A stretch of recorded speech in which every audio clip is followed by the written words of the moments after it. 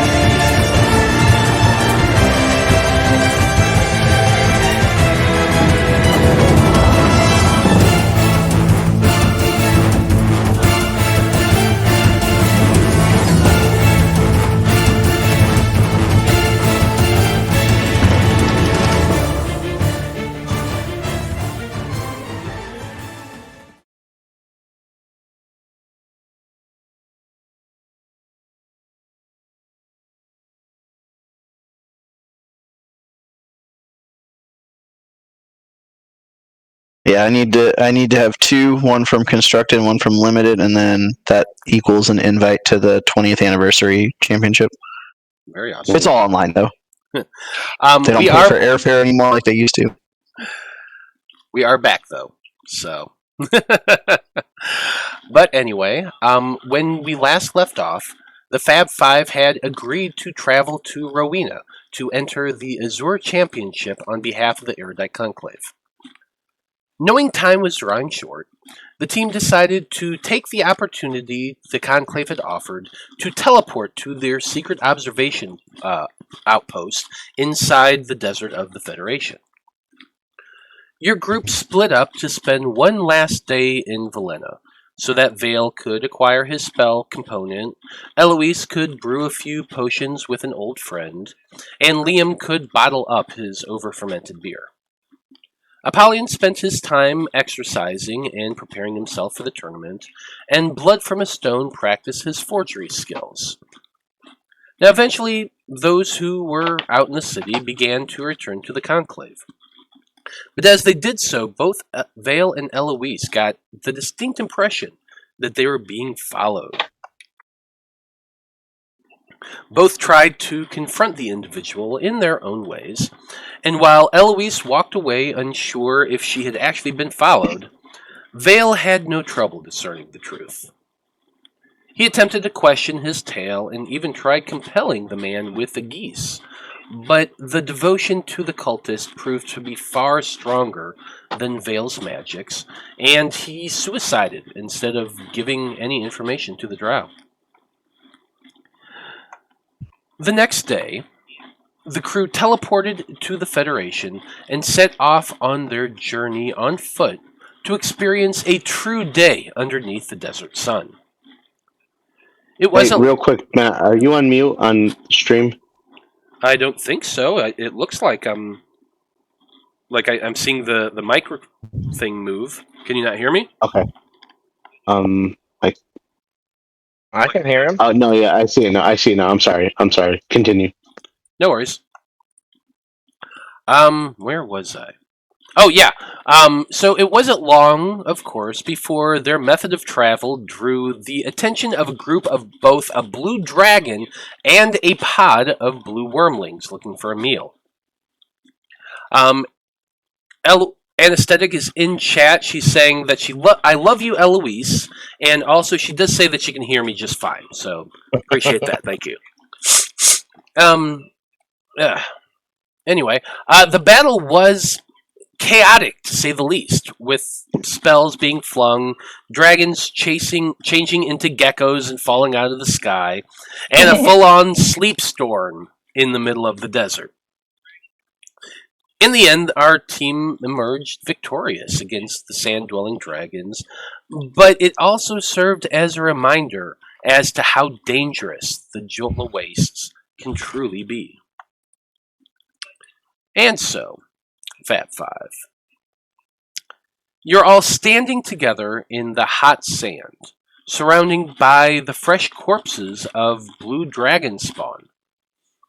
No doubt by this time you've already started working on taking the heads off the creatures for your conclave bounty, but as you are all working on that or taking stock of your surroundings or, dealing with the fact that you just had a lot of lightning shot at you, a question does come to each of your minds.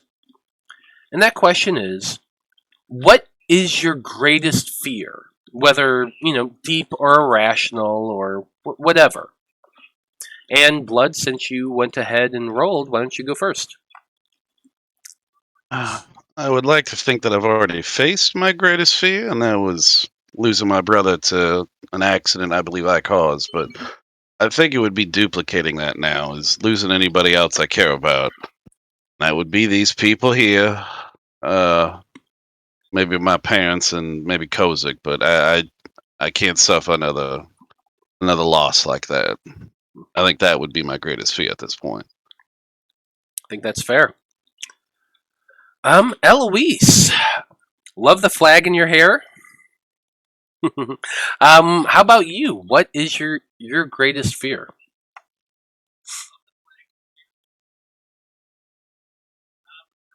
My tail.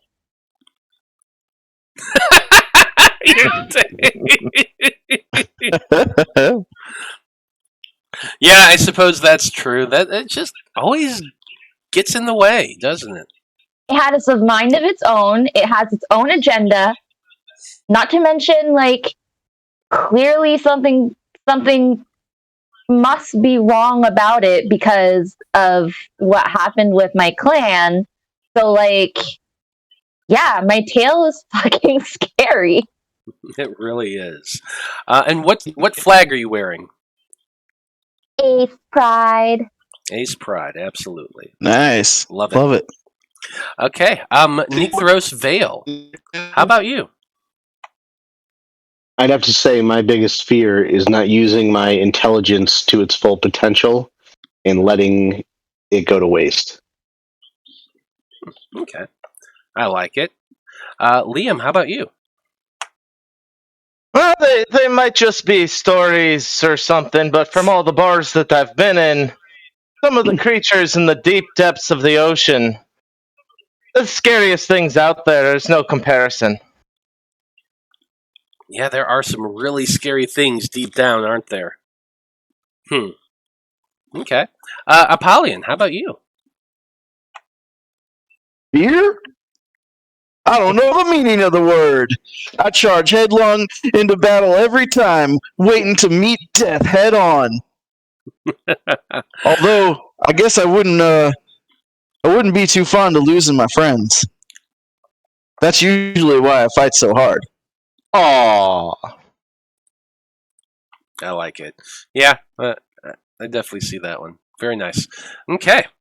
Well, everybody, as I said, you're all standing in the middle of the northern part of the Juntla Wastes. Somewhere in the middle of the desert on your way towards Rowena. The sun is starting to make a slow descent towards the downward in the sky, but you've still got several hours at least before true nightfall is really upon you. In the distance to the east, you can all see the massive singular spike of a mountain that is known as the Umbra Spire, the tallest single place on the continent, or really anywhere for that matter. The sun beats down upon you all to the point that even Apollyon is looking all sweaty and worn out. And out of all of you, he's probably the one who's most used to this kind of temperature of your group. Liam is no doubt starting to pinken from where his big floppy hat doesn't cover him. And honestly, I don't want to think about what's happening to the drow. Veil, this is no doubt the hottest and brightest place you've ever been to before. And while as a half-drow you don't suffer from the same vulnerabilities as your full-blooded kin, I can't imagine that this has been pleasant for you, has it? No, I picked up some SPF cream cheese back at the town and just been smearing myself with that. Yeah, probably Not to have to. mention the dryness versus the humidity of the underground. Oh, yeah, absolutely. This is definitely the driest place you've ever been to. Like, you splash a few drops of water as you're taking a drink, and they're gone by the time you look down. It's insane. Yeah. Did you say Not enjoying it. Yeah, Your poor hair. yeah, your poor hair. Eloise, you too are probably feeling fairly hot and bothered in this climate. I mean, you're from the mountains. lizards love to bask in the heat. Well, yeah, Just but saying. all I'm saying is you're from the mountains, after all, and have only recently started experiencing the world beyond your father's grove, which was a temperate zone, to be sure. And, considering the iridescent nature of your scales, I can't help but wonder how many times the sun has hit you just right and blinded somebody walking behind you or nearby. That sounds like a them problem and not a me problem. Yeah, I'm sure you're loving the sun. The heat's probably a little off-putting, but maybe feeling a little lethargic. Absolutely. What's that? I'd like to think Blood's just sitting there like, God, it's great to be home, isn't it? Yeah, he's just fucking with them because he can tell they're miserable. Oh, yeah. He's like, You keep your terrarium. you'll get used to it, I promise. As strange as that sounds, you start to learn to deal. You'll be fine. Yeah. But anyway, like I said, you're in the desert. It's hot as hell. And you're currently surrounded by corpses. So, pretty typical day for the Faab Five, you know what I mean? But anyway, Oh yeah. Anesthetic is saying Apollyon's answer was so adorable. You're getting her inspiration for the day. All right. Glad you like it. But anyway, yeah, Faab Five. In the desert, hot, corpses all around you.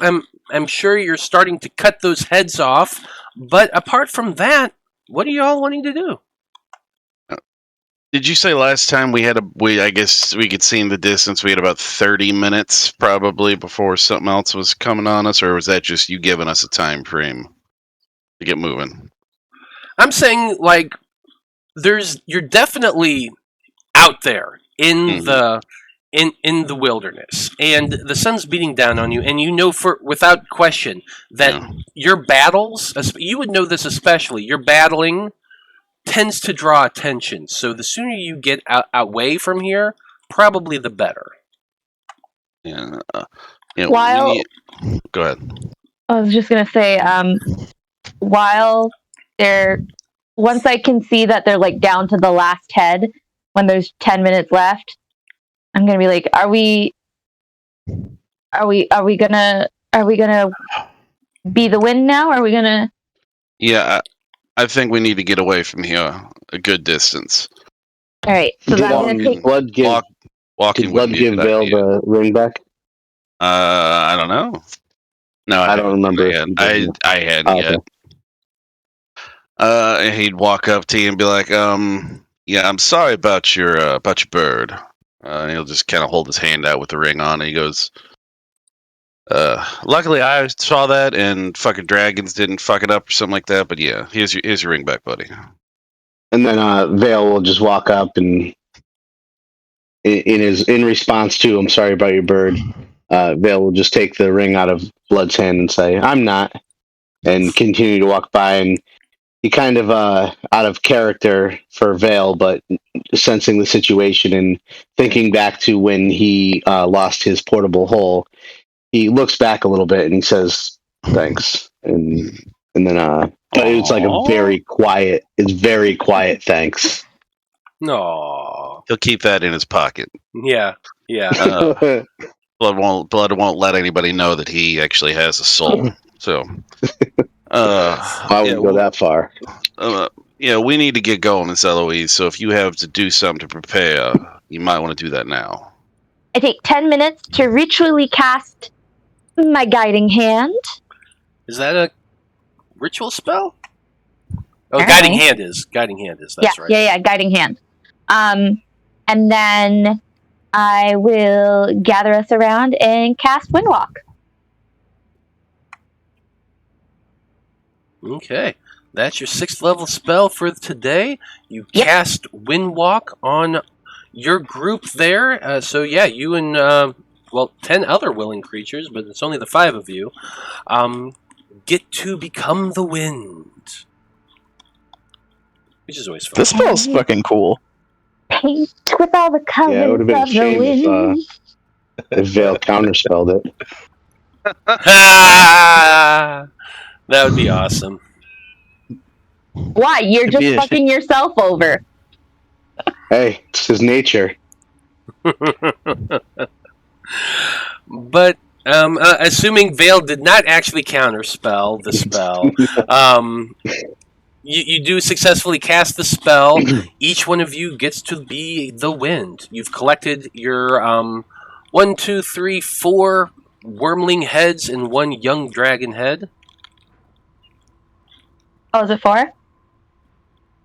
I only saw there's only 3. I was going to say I looked at last, okay. No, last session you told me 1 young dragon and 3 wormlings. Yeah, Yep, that's no, three. I miscounted. It is 3.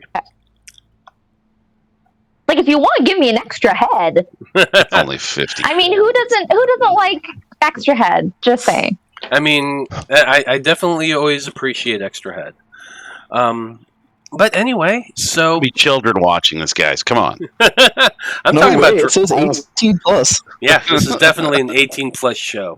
But anyway, you set off, flying just a little bit above the ground in your wind forms,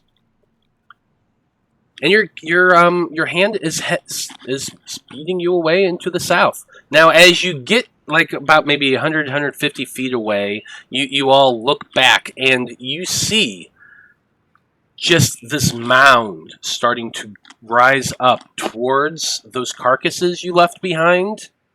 And like you can't help but watch it with fascination as just something sucks it down into the sand. Graboid. It's a graboid. Graboids. Yup. Mm-hmm. Definitely graboids. These goddamn graboids. You can't stand on the sand. They'll know you're there.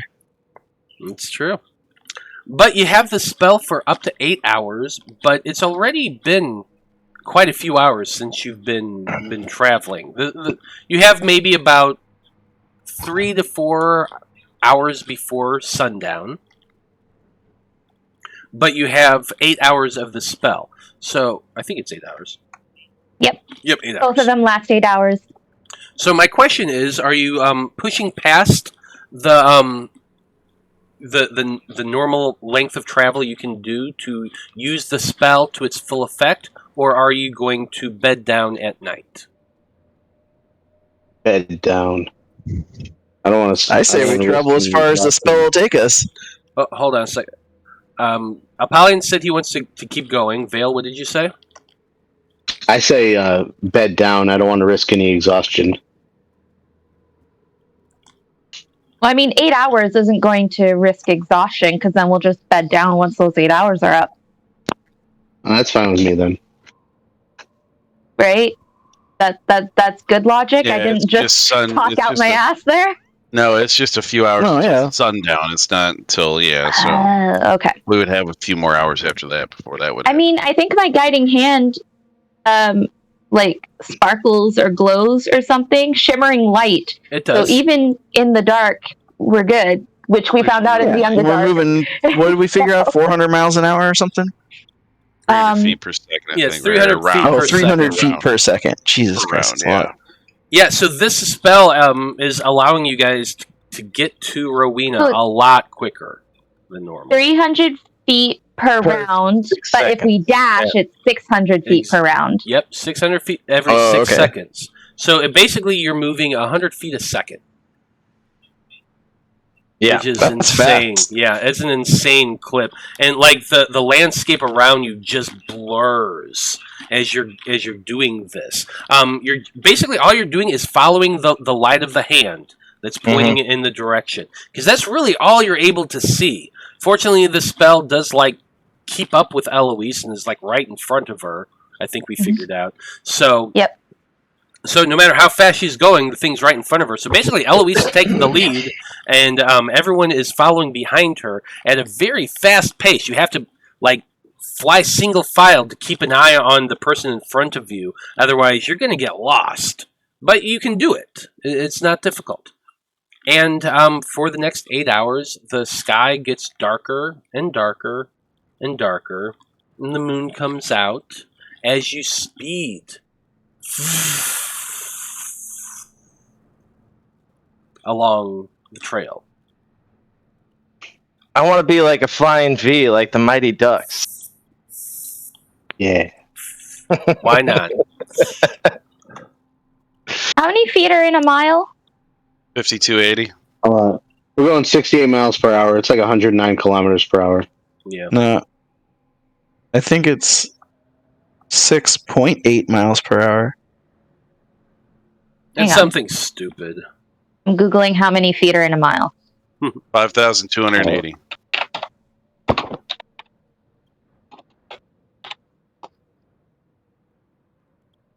Okay.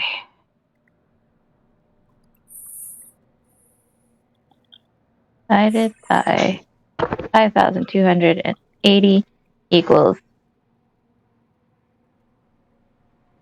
Wow. So how many minutes does it take y'all to do a mile? A minute. Yeah. A little less than a minute. Yeah, so you're zipping along.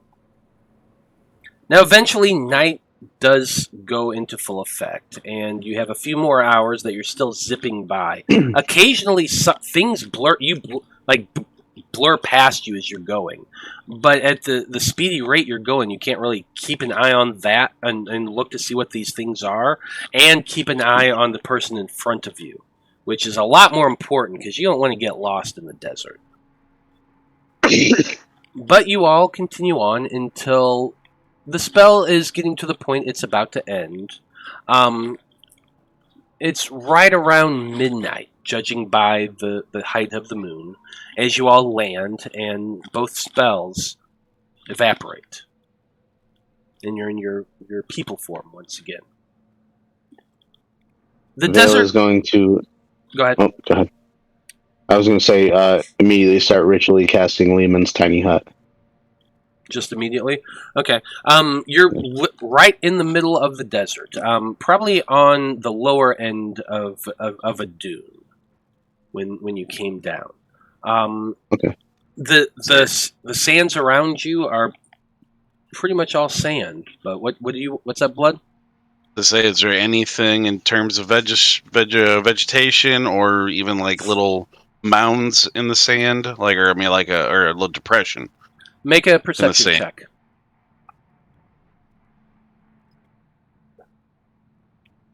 This is also your favorite terrain. Perception. Nope, no, that's performance. I want perception. 28. Wow.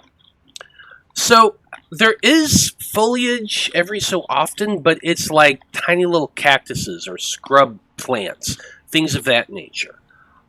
You can see about you're judging like at night in the desert. With enough of a moon showing and a clear sky, which it is right now, you can see a lot farther than you normally could.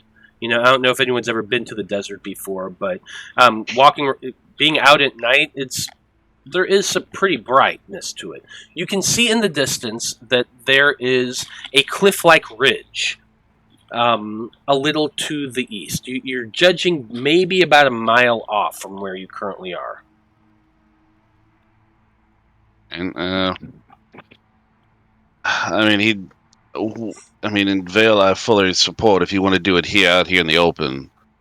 But there is a little bit of a ridge, looks maybe about a mile off. I mean, we could go there.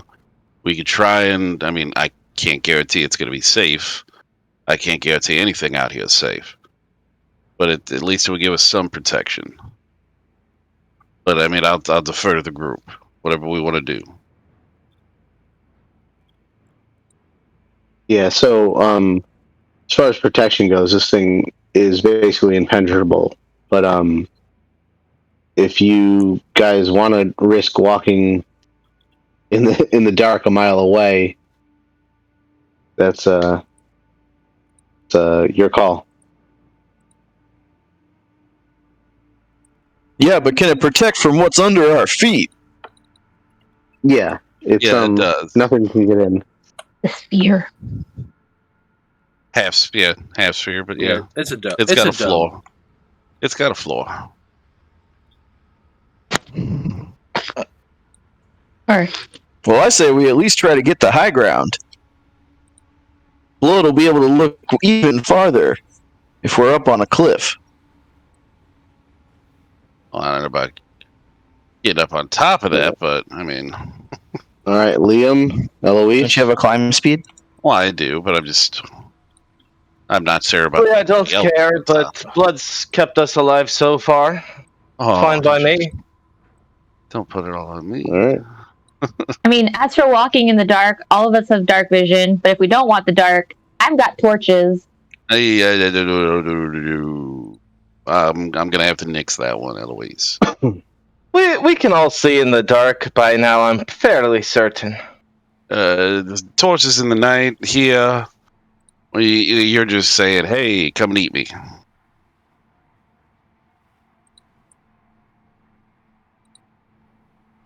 Well, alright, but it's getting rather cold, so we might be doing whatever we're doing rather soon.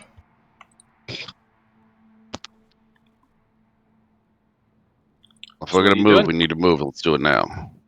All right, let's go.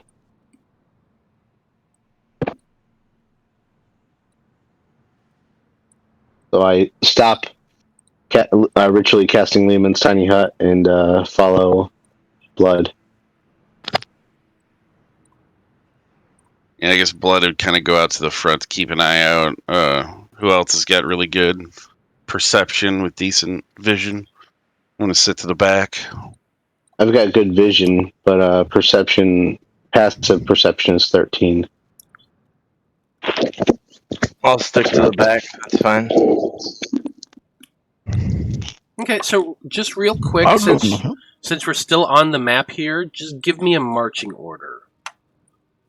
Blood first, Liam last. How you guys polying up with Blood just in case? I'll be in the front. There we go. That works. Although I doubt we're really walking in a line. Well, more like a cluster. We're just making a representation. A general, Yeah, general order. So Blood and Apollyon together in the front, Veil and Eloise towards the middle, and Liam with taking up the rear. All of you are heading towards the. Guile. Yeah, like that, Jeremy. Yeah.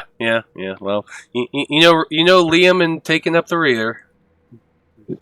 Anyway, your group starts making your way towards the rocky cliffside to the east of your current location.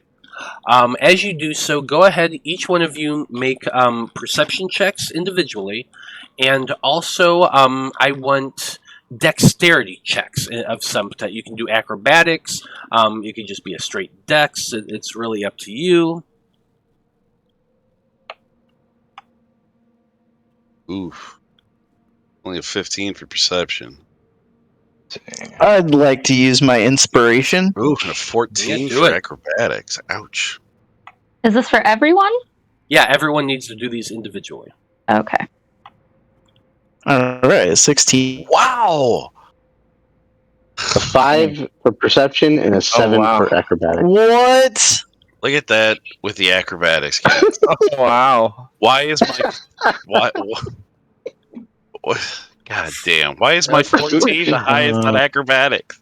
Okay, we're going to go around a circle. Apollyon, what are your rolls? Well, I originally rolled a 1 on both, but I re-rolled my perception, so I have a 16 and a 4. A 16 for perception and a 4 for acrobatics. Okay. Good to know. Blood from a stone. 15 perception, 14 acrobatics. Okay, Eloise. 21 perception. What is the acrobatics for? It's basically you're walking up and down sand dunes. So, you know, you're marching single file like Spaceballs. Ding, ding, ding, ding, ding, ding, ding. Would this- ding. All right. Well, one. Yeah. Not a modded one, not a nat Would one. this count for A my modded one. sensibility? Hold on. What was that, Apollyon? Would this count for my danger sensibility? What's your danger sensibility? Advantage on dex checks. Dex checks from things I can see. If it's the sand, I can see the sand. The Saving throw. Yeah, it's a saving throw. Oh, it's only a saving throw. Okay, I'm sorry. Okay. Yeah. Yeah. Good I thought it was thought. any check. Good thought. Veil, what were your rolls? 5 for perception and a 7 for acrobatics. And in his defense, he's usually being carried, so he doesn't have to watch his feet or be aware of his footing. This is true. Liam, how about you? Terrible. I did 13 on perception and a 12 on acrobatics. Okay, so here's what happens. So your group is kind of making your way up a sand dune, getting towards the top. Eloise, with that nat 1, as she gets to the top of that... Not nat 1. Or not nat modded 1. It's a nat 2, but it is a 1. Still. So this is how I'm thematically describing what's about to happen. Is your tail kind of gets between your legs and starts wrapping it around. You were right behind Veil, and you just pitch forward right into him. The two of you both go down right at the top of the crest and start tumbling forward, taking Apollyon out at the legs. He goes flying ass over tea kettle and hits his back as the two of you are tumbling downward. With that, like, the entire side of the sand dude starts draining downward towards the cliff, sucking you in, Liam, and you fall down as well, start sliding downward. And, Blood, what was your acrobatics? A 14. Yeah, no, not enough. Every single one of you just went out, sliding. What?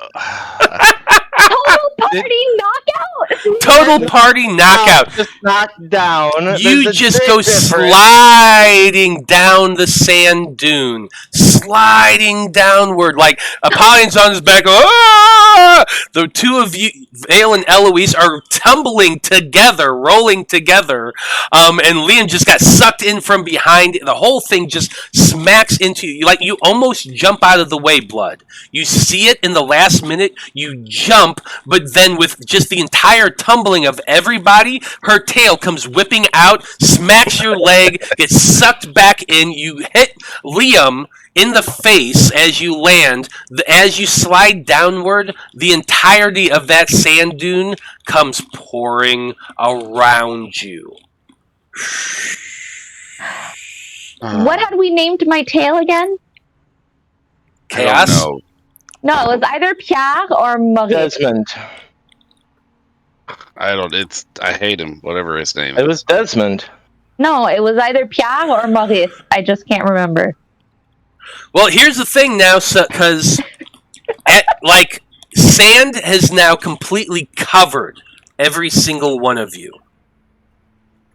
You you look around, and all you see is blackness as grit fills your eyes, is filling your nostrils. You try to take a shallow breath, and some of that sand is starting to come up your nose. And you now all have to fight your way through this. So I need everybody to give me strength saving throws, being sucked down into the sands.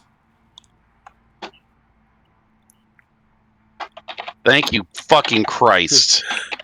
So let's see. Anesthetic saying, I think Eloise's tale is my new favorite character.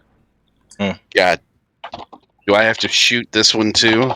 I shot the father. I'll shoot the tail. I'm gonna rage before I make this throw. Okay, you're gonna rage. I think I'm just gonna die. I,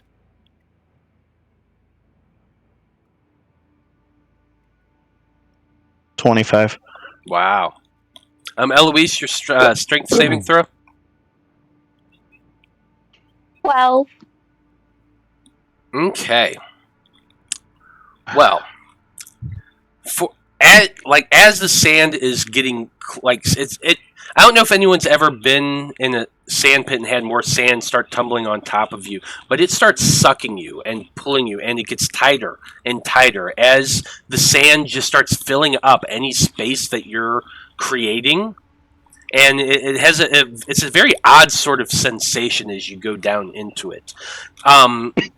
It's pressing on you. It's very claustrophobic, and you almost instinctually begin taking shallower breaths. But every time you do, that sand starts pushing in more, and it's like compressing your chest.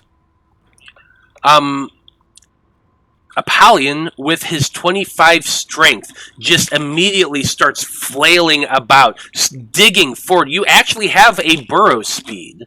That's right. So you can actually start digging and creating a crevasse around you, and the sand starts sucking in behind you. But as skillful as a digger as you are, you very easily push yourself out to the point where you're your head and shoulders out of the edge of a dune. You can feel some wiggling underneath you. Blood, you rolled an 18. Veil, you rolled a 20. Rolled a 19 actually, but it's a -1. Well, I'm just saying what it Oh no, that's how lucky I am that I got that. But yeah, with that 18 and the 20, the burrow that Apollyon dug out to get himself to the point where he's head and shoulders out of the sand, it loosened things enough that you're it starts clearing away your face, and you both take deep, deep breaths, gasping for air, and start digging around you, trying to pull yourselves up from the space that Apollyon is creating. Liam with your 10, unfortunately, and Eloise with your 12, not enough to fight it, and you're being sucked further downward. You're both starting to suffocate at this point. You can hold your breath for I believe it's 1 minute plus your con modifier. Yeah. What's your extra minutes? Yeah, I think so. Yeah. So, how many minutes can you actually hold your breath for, Liam? 3 minutes. 3 minutes, and how about you, Eloise? 4 minutes. 4 minutes. Well, 1 plus my con, so 4. Yeah. Okay. Yeah. So luckily, you both instinctively just take deep breaths and start holding it. You're starting to feel crushing weight pressing against you, and you are fully restrained and unable to move. Good stuff. What's an animal with burrowing power? A badger? A mole. A mole? I mean, I would like to think at some point Blood has been on expeditions out in the desert where this has happened. Mm-hmm. So would he have any kind of like instincts on like listening for the sounds of them? You know, things that might help him find them quickly so he can instruct Apollyon to go down and get them. Make a survival check.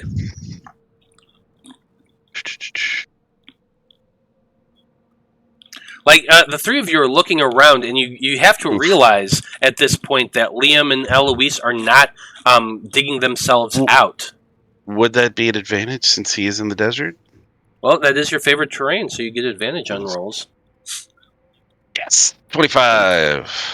So the things that you would know, being somebody who's from the desert, is sand is slippery, it's static, it freaking moves to fill any space possible. You can't just dig straight down to somebody, because as you're digging, it's just filling in and filling in and filling in. You actually kind of have to go at a specific angle, while also bracing all the sand around to get it to not move. It's a difficult process. It is possible. There are very specific techniques to do that. A lot of it has to do with like using a cloak or a tarp to hold the sand in place, or if you have anything that's sticky to hold the sand in place, you can do that as well. But you did not prepare conjure water. Yeah, but you have to do it fast while. You don't know how long your friends can hold their breath. What you do know is that the longer they're in there, the more the sand is going to start crushing them. The more the sand starts crushing on them, the more they are literally being squished like a grape. I mean, he would, I guess if they're all out, he's going to look at Veil. He's going to say quietly but quickly, because he realizes there's other shit out here. Do you remember when we were fighting in Weston, you shot all that shit out and it caught a bunch of the defenders and they got stuck in it? It was like that web shit that you threw out there. Can you do that again? No. God damn it. And then he looks at Blood and says, I mean, at least they'll die together, right? That's not helpful, buddy. All right, Apollyon, we're going to have to... Buddy, you're gonna have to start burrowing, and we're gonna. I'm going to walk over to Apollyon and say, "Burrow me to them," and I'll hold on to his back. I mean, yeah. All right, and Apollyon will jump up and he'll dive back into the sand like Scrooge McDuck. With the gold. Yeah, you can definitely do that with that burrow speed. Veil, give me an athletics check to hold on to Apollyon as he's doing this. Got it. You got it. Athletics is my best thing. I know it is. A -1. Oof. Oh no! With a that zero life. So Apollyon goes in, and Veil's ass is just sticking out of the sand in one place. Yes. Oh my god! 100%. Yeah. You just look up Blood, and you see like his legs just doing that kicking motion. His upper body is completely stuck in the sand, and he can't move at all because all that sand that Apollyon just dug through went right back around him. He'll pull him out. Give me an athletics check. DC isn't that bad. It is sand. This is taking time, guys. I don't have great athletics. A 10. Yeah, you're struggling for a minute, but you're able to pull him out. Eloise, Eloise and Liam, I haven't heard from you for a minute. So while Blood is pulling him out and Apollyon is just digging blindly, trying to find you all. Apollyon, I need a perception check. Perception or survival or something? Yeah, that's what I was getting ready to say. Is make a perception check for me to look for them, to listen for them. But Liam and Eloise, is there anything you're doing in that moment? My character says, I'm utterly serene in the face of disaster. So in this scenario, I think expending like breathing would be bad, but in my head I'm just kind of singing a long time ago, way back in history. Just like, if they save us, they save us. If they don't, they don't. That's kind of where Liam's at right now. Okay, fair enough. How about you, Eloise? I'm trying to figure out what kind of creatures can I turn into at this point. Hold on. So 8th level is challenge rating of 1. But we're level 11 now.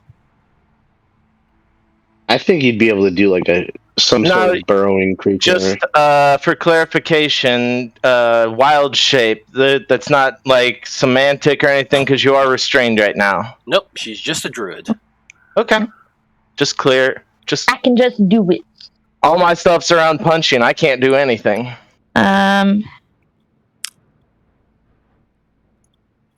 Wait, determines there's a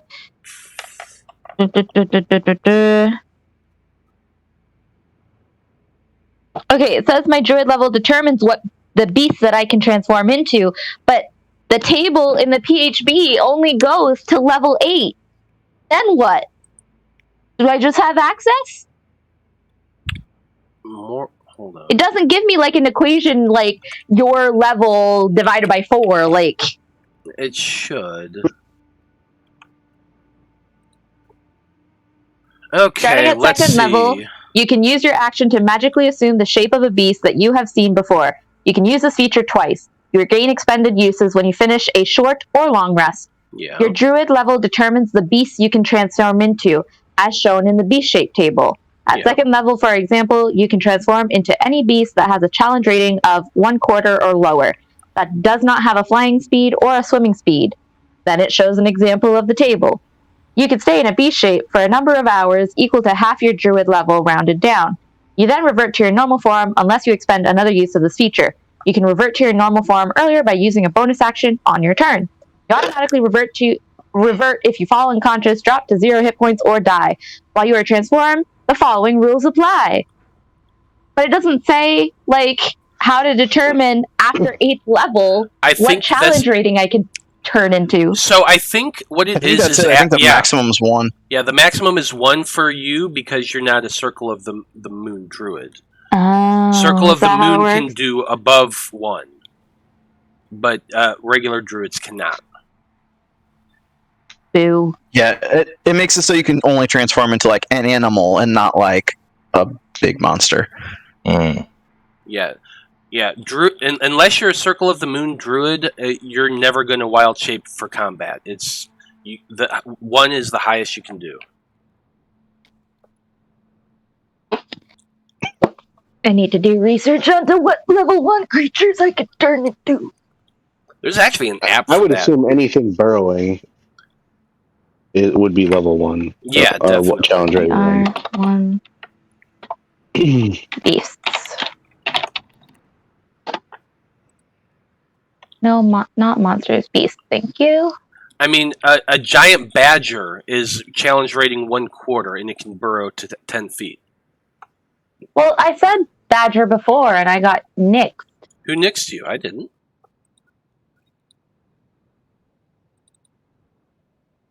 And you can be a giant badger. Giant badger. I could maybe be like a wolf or something. Go, I'm sure they can dig. Your choice. Here you go. Where is the... In chat. Oh, in the chat in Roll20. In Roll20. Roll20. Okay. Yeah. Well, while This makes it very easy. Yeah. So essentially, you're wanting to wild shape into something that has a burrow speed, correct? Yeah. Yeah, there's definitely something in the monster manual that has that. Like I said, giant badger definitely does, or any other critter that actually has a burrow speed. So you could be doing that while, Blood is pulling Veil out from the sand, and Liam is just kind of humming to himself. And with Apollyon's 19 perception, that's probably enough of something for you to hear. Liam sitting there humming.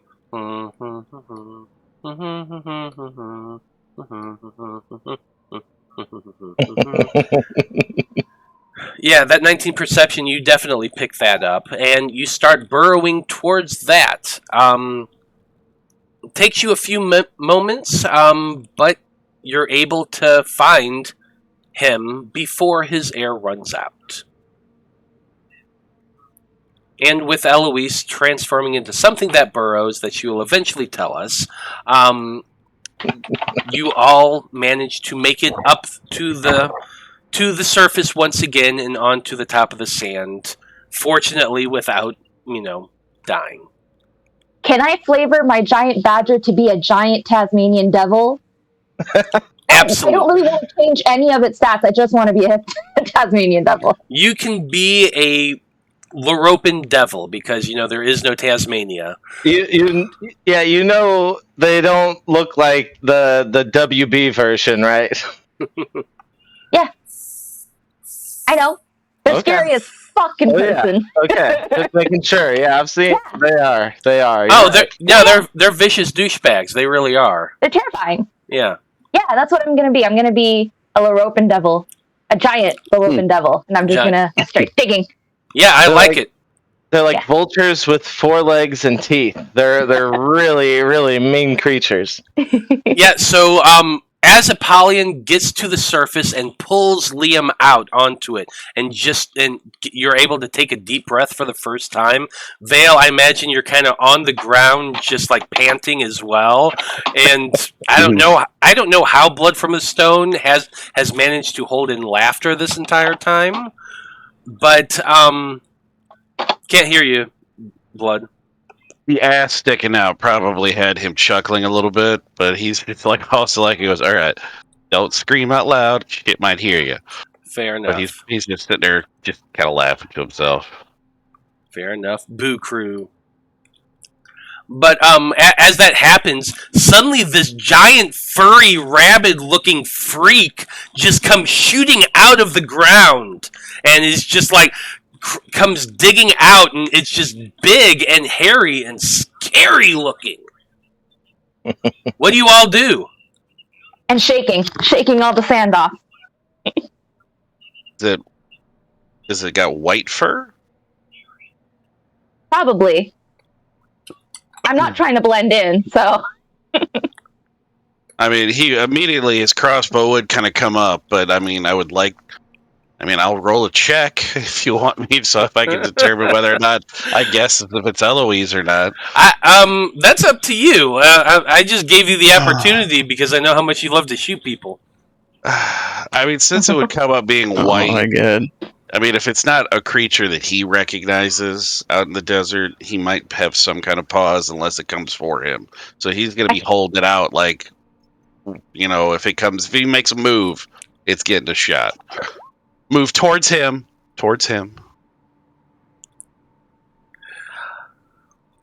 Well, why don't we go ahead and do that now, Jeremy? Okay. Because Cool. I feel like this is actually a pretty good place to stop. Because Eloise, I assume you don't go charging towards blood. I'm gonna forget that I'm not myself and I can't speak. But I go to say, "Don't shoot, it's me," and it just comes out as the terrifying devil scream.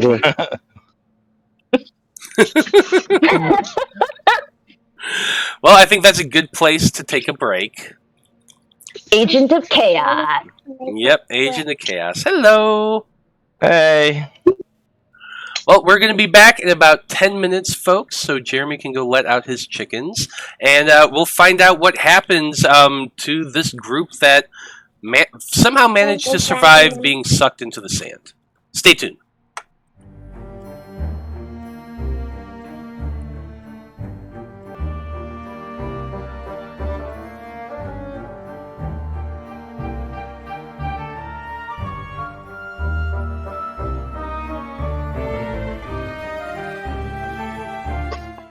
Why what's uncivilized about eating in front of other people? You do it all the time when you sit down for a meal with friends or family. Who said anything uncivilized about eating?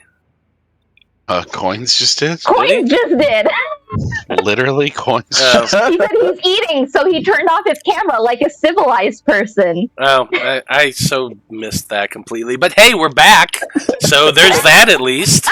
So at least we're back, talking about eating like civilized people.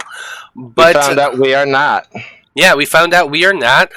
We also found out that the Faab Five can't really swim too well in the sand. They certainly tried, but they managed to extricate themselves here in the middle of the night, in the heart of, or at least the edge of the Juntla Wastes. So, your group, as you're at the bottom of a dune again, a dune that like you kind of half dug out, and so it's got a big old crater on one side, and it's slowly starting to sink back and fill, but you're at the bottom of a dune now, and probably a bottom of a few, in a bit of a basin. So what are you wanting to do? Are you wanting to continue on to make your way to the cliffside? I'm still willing to Might as well. go. But are you people going to be okay? Liam is currently shaking sand out of his ears. He can't. What? What? He's going to go just kind of do the only thing that's like, are we okay to keep going or should we stay here? Look at Eloise in particular. Taylor, right? Eloise is still in animal form, I believe. Oh yeah, that's right. Has she charged at him yet? Yeah. Have you charged at him yet? She's also muted right now. I say all you hear is a devil scream as a response. Oh my god, where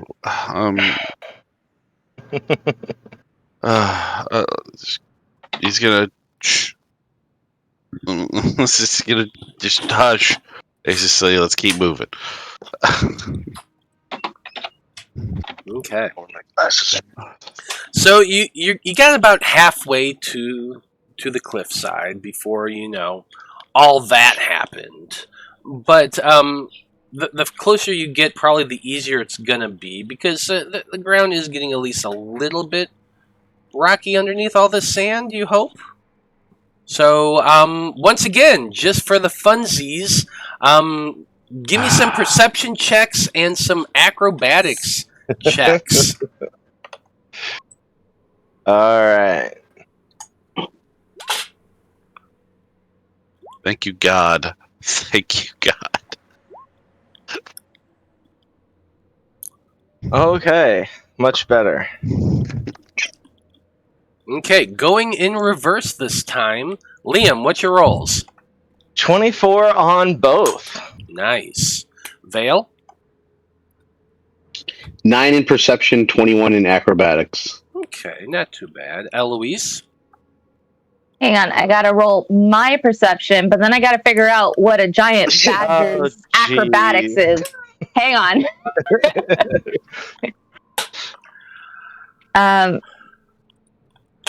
You know what? I got an app for this.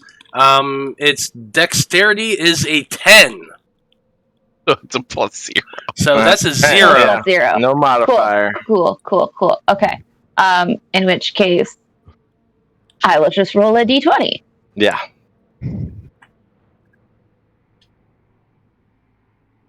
Yep. Even without a tail. But it's alright, because you can burrow if you need to. Yeah, you got it. That's a 4 for your acrobatics. You're definitely just waddling. Blood? 28 perception, 24 acrobatics. Very nice. Apollyon? 2 on perception and 10 on acrobatics. Jeez. So it's a really good thing that the two people who failed currently have burrow speeds. Because because you both go down as like the group's making the crest of another dune. You two are in the back because Eloise is kind of slow, and Apollion's just not having a great time keeping his hooves up and above the sand, and you just start sinking and sinking and sinking, and as you're sinking, the wake of that just pulls Eloise down into it as well, and Oh, shit! but you can burrow, so like you can keep digging and digging and digging, and the rest of the group, Liam, Veil, Blood, you kind of hear that of sand, and you look back, and the two of them are just gone.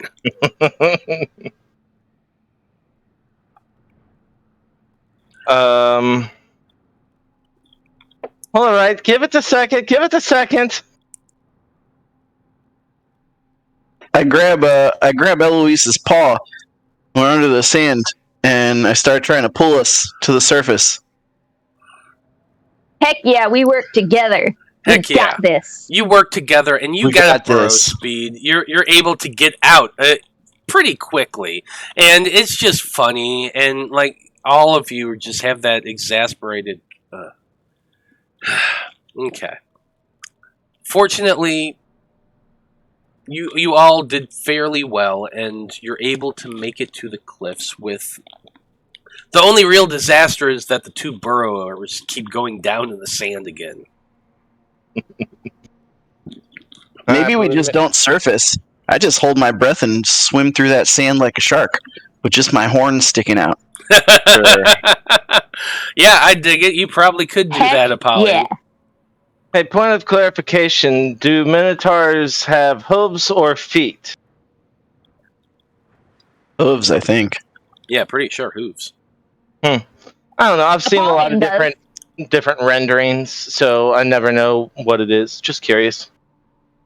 All right, so we get to the cliffs. Veil, do you start your ritual casting again? Yes. Okay. Well, you can make it to the cliffs, and Vale casts his dome pretty much immediately. And you all can go back inside of it and get yourselves a good night's rest if you want. Now, it is fairly late in the evening by this point. We're going to call it right about 2 a.m. So if you would have kept going longer, because it You was consider 2 a.m. early evening? no, sorry, late. I was like, wait a second. Well, I said that, and then I was like, wait a minute. No, I said it was midnight when you guys started your whole dig fest, and it's been a while since then. So yeah, probably closer to 2 by the time you get there. But that's okay, because after you take your long rest, it'll be closer to evening, or at least closer in the afternoon once you get up again. So might help you out a little bit.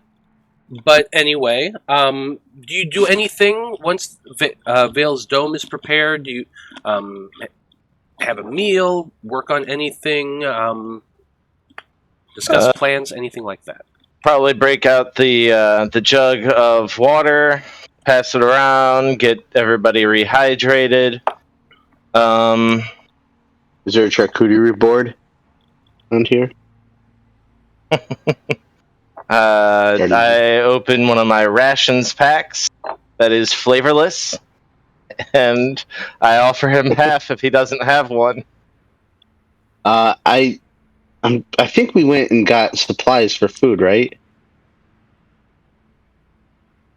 I would have gotten recall. like dried nuts and or nuts, dried fruits and things. Steel like that. Oh yeah, I remember we did Stuff get that'll, that. Yep. yeah, stuff that'd do well in the desert. Yeah, so yeah, I'll eat. Vale will eat, and then as he's eating, he's ritually casting Find Familiar Okay. to get Jareth back. Also, before we kind of get up and moving out again, I'll use my cantrip Shape Water from my trident to tear some little bits of cloth from like I don't know, something I have. I gotta have some bits of cloth somewhere. sure. Your loincloth is pretty small, bro. I don't think you can tear bits off of that anymore. Oh, he can. He's got 2 cloaks. 2. But they're magical. He can't rip those up. I'm sure you have some cloth from something in your pack. There's got to be cloth in like my explorer's pack or something. Yeah. Oh, my bedroll, whatever. I can always buy another one. Yeah, so I rip up 5 little bits of cloth and I pour water from the canteen onto them, and then I use the cantrip shape water to freeze them, thus making like a little thing you can put on your neck. This frozen water that keeps you cool. Nice. And I make one for everybody. Like a cooling towel. Those are pretty nice. And then as we go, I do it at work all the time. I put a wet towel in the freezer. to just keep cooling them as we go. Nice. Yes. Yeah. So when Gareth comes into existence, he immediately swoops over at Eloise and kind of perches on her shoulder, and Veil just kind of rolls his eyes. Hey, buddy. I offer him some of my rations. He takes them even though he doesn't need them. He takes a nibble. I'm going to do the same thing with the contingency spell that I did last time, so I'm not going to change the note, because it's the same thing. Okay.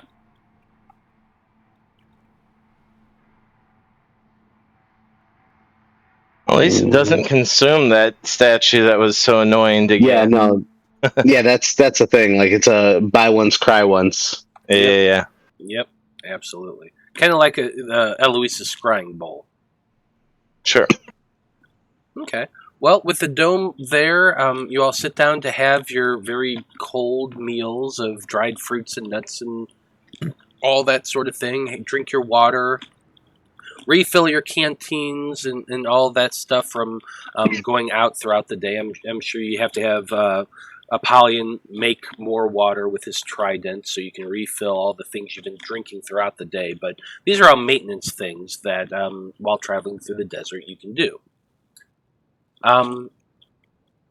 Eventually the evening wears down and you're like, yeah, we need to get to sleep here. The veil, your dome is like, transparent out to you, but you can also change the colors of it however you want. So you could make it opaque, I assume. Yeah, I'm going to make it look basically blending in as much as I can with the dunes where we are. Are you also able to color the inside to like block out the sun? Well, let me pull it up real quick. I was just vaguely curious. Yeah. Well, so it says the environment inside. Hold on. Yeah, you can control the atmosphere inside the space is comfortable and dry, regardless of the weather outside. So comfortable and dry. So the word comfortable, I would assume, if it's really bright, that wouldn't be comfortable. Well, it says you can command the interior to become dimly lit or dark. Oh, right after that, you're right. Yeah, just keep reading, man. It does go dark, but it also I have my says glasses on. It also says at the end, but it is transparent from the inside. So you would still be able to, the sunlight would still be getting through. Because eventually it is going to get light while you're sleeping. So I was wondering. It's just like being inside a dome of polarized glass, like sunglasses. Yeah. You can make it. Go ahead. So it'll brighten up, but it won't be completely dark. It'll be like we're in the shade, but yeah, basically that's all it is. I was just kind of curious if you could like make the entire interior dark by changing the color to make it like black and everything and have no light through or not. But I would say you can, because it says you can command the interior to become dimly lit or dark. So like that'd be like I'm commanding it to be dark in here. Yeah, that would have to count as magical darkness, right? No. Yeah. Yeah, maybe. I don't know. Anyway, it doesn't really matter. My next question is: are you all setting watch for the night? Yeah, I'll I take don't. the first couple like I always do. All right, yeah. Blood will take one. I'll go after blood. Okay. And is there anything anyone wants to accomplish before you all bed down for your long rest? Yeah, I'm gonna re-attune the ring to Jareth. Okay. Anybody else? Nope. Okay. No, we're good. You all settle in for your long rest. Veil with Jareth back in existence once again. You take the first 2 watches. Go ahead and make your perception checks. Okay.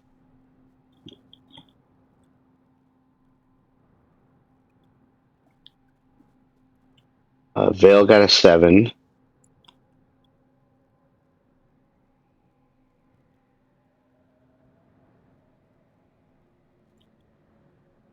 And Jareth got a 16. Okay. So I imagine when you sit down to take up watch, you probably pull out your book and start reading it and start working on Yep. things with that. So you're not really paying attention to a whole lot, but you also send Jareth out of the dome to start flying to do a much better watch. It's getting towards the end of your 4th hour, and your watch is coming to a close, and Jareth has been flying like in that corkscrew pattern, just a little farther out, at all the time. And towards the end of your watch, you're getting ready to call him back when he sees something in the distance. He sees it's right now. Let's see. It's about 6 in the morning, and the sun is just starting to come up over the horizon and brighten the day with that orange glow. He sees a campsite, probably about 400, maybe 450 feet away. Maybe a bit farther than that. It's hard to judge as the owl, but regardless, what Jareth can see, and he comes back to relay this information to you, is that there are 2 wagons.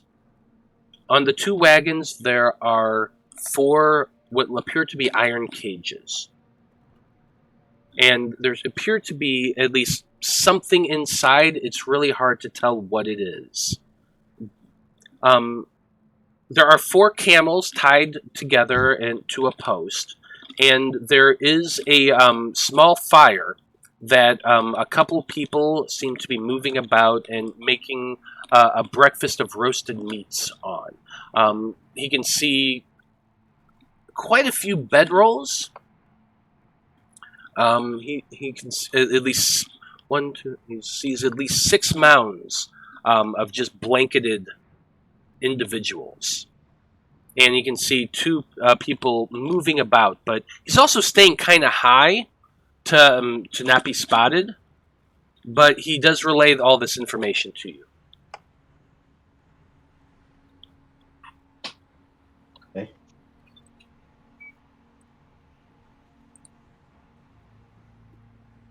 Sorry, my wife was calling me. Am I still? Can you still hear me? Yeah, I can still hear you. All right. I let the whoever is up next in watch. I wake them up and relay that information. Okay, who is next in the watch? Blood? It'd be blood. Okay. I'm gonna have to step out for a second. Okay, copy that. So your Vale's heading off to bed, and he informs you of what he saw. How many people was it that there were there? Said several bedrolls, I guess. Yeah, he's several mounds of blanketed individuals, and at least 2 people up roasting meat over a fire. And I guess he'd point him in the direction that he saw this. Mm-hmm. Yeah, it was to the southeast. And how far? It was what? You said 400 feet? Yeah, 400 feet or so. Like, you'd have to take a walk. Yeah. Fuck it, he's gonna do it. We're gonna get a little nuts on this. Yeah, he'll walk out and try and get a little look-see to see what's going on, just so they're not surprised in the morning. So he'll creep his ass away along the way to go take a look. Okay. So you start making your way towards this camp. It is bright out. It is the daytime. It's a little after 6 o'clock in the morning, and you're trying to make your way as stealthily as you can towards this camp. Now, what is your full movement speed? Well, if he's just moving, it's 30, but then he's got feel and agility, so he can do it 60, and he could always dash and things like that if he needed to. So you could really go 90 feet per round if you wanted to. Oh, just regular walking, yes, he can do 90 around. Okay. So you head off and start making your way down there. First off, I need a perception and an acrobatics check from you. 29 on perception and 18 on acrobatics. Oh yeah, you lived in the desert. You know exactly how to move.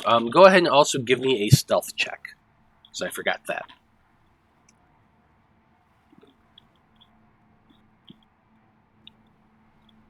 It's 20. Okay. You pull your hood up over your head.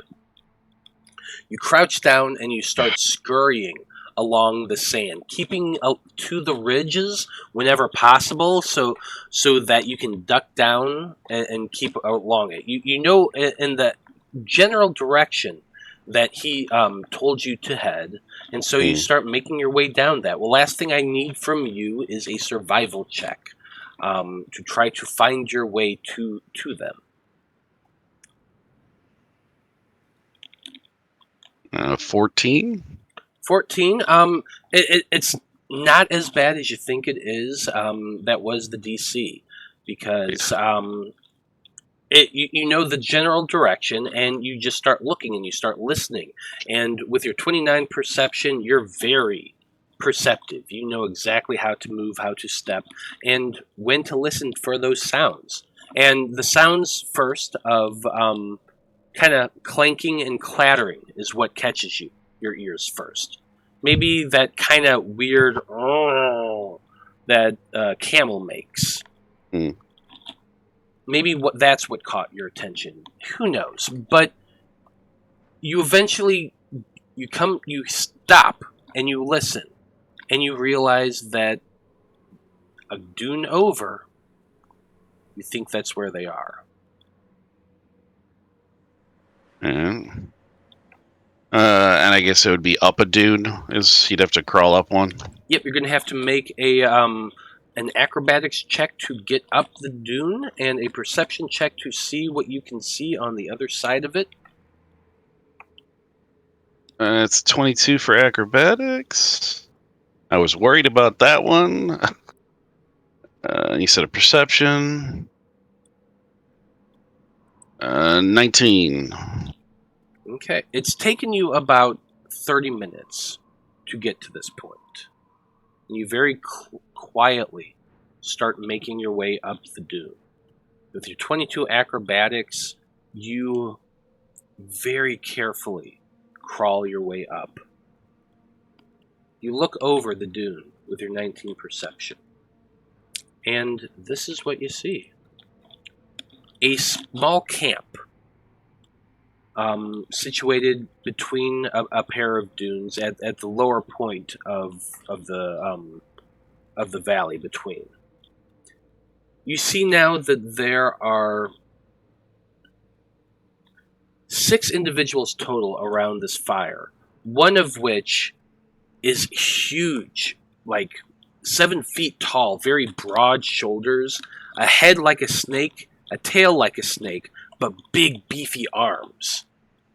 He has a pair of scimitars strapped to his back, and he moves his way over to a cage that is on these wagons right over here. Now, on the wagons, you can see 4 distinct metal cages, all 1, 2, 3, 4 on the back of the wagon. With your 19 perception, you can definitely see that there are like a few mounds, something huddled down, but you can't really make you can't tell exactly how many are there or what they are, because like they're all down and there's a bit of a rise on a wagon to hold everything up, so you can't see. You can just barely see the tops of whatever the mound is inside of it, but something's definitely in these cages. The large snake-like thing with big arms moves over to the wagon and seems to be kind of head down looking at something. Now the rest of the individuals, there's 2 people by the fire. These actually look to be humanoid.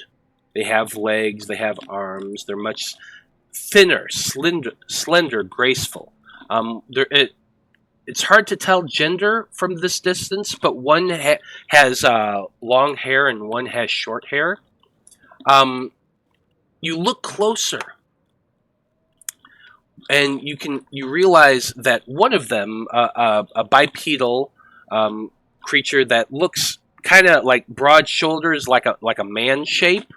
But the head has a large crest on the back of it, and also looks very serpentine.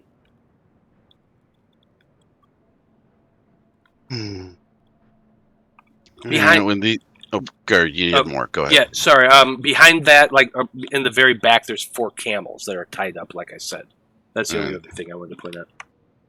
I mean, do these look like people he might have seen out in the desert before? Like, is they like a hunting party, or are they slavers?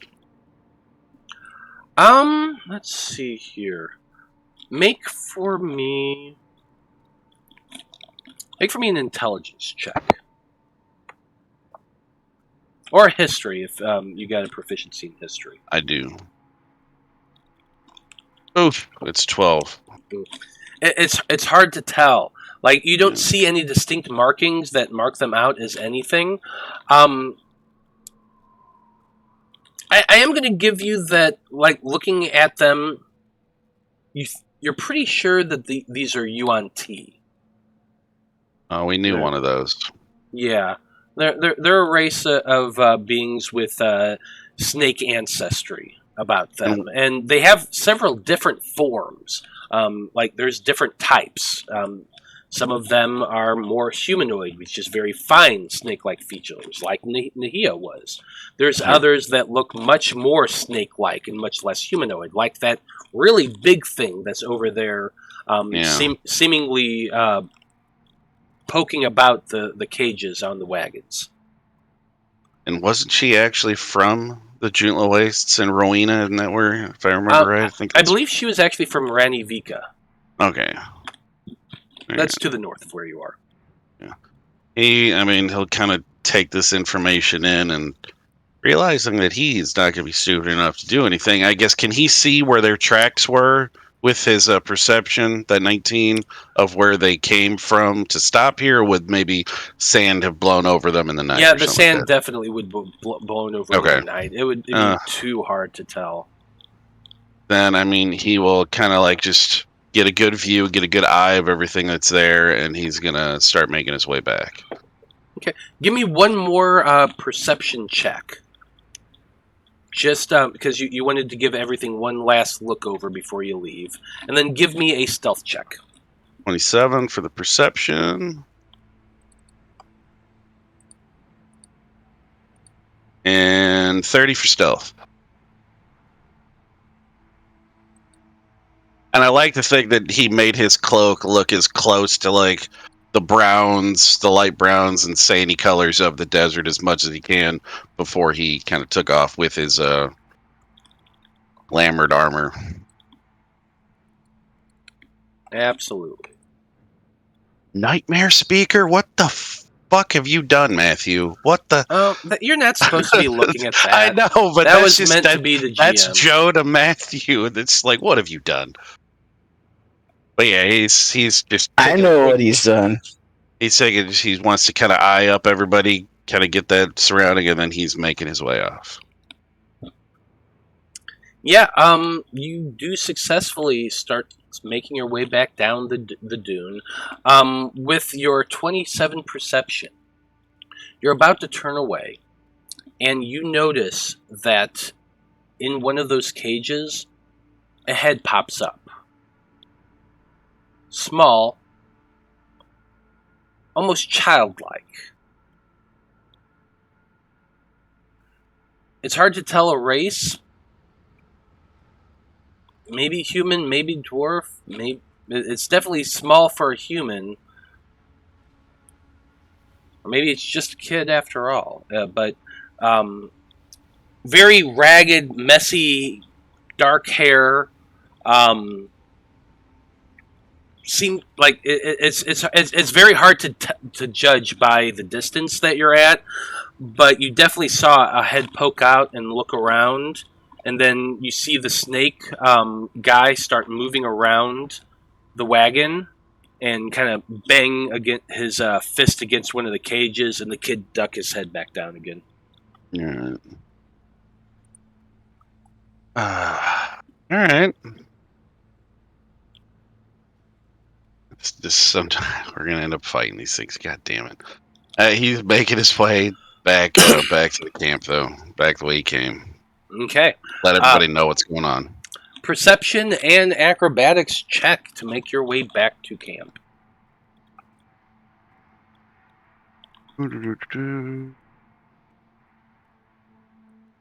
So, okay. Perception first. 29. Son of a bitch. Mouse is doing that dumb thing it does every once in a while on roll 20. And a 30 acrobatics.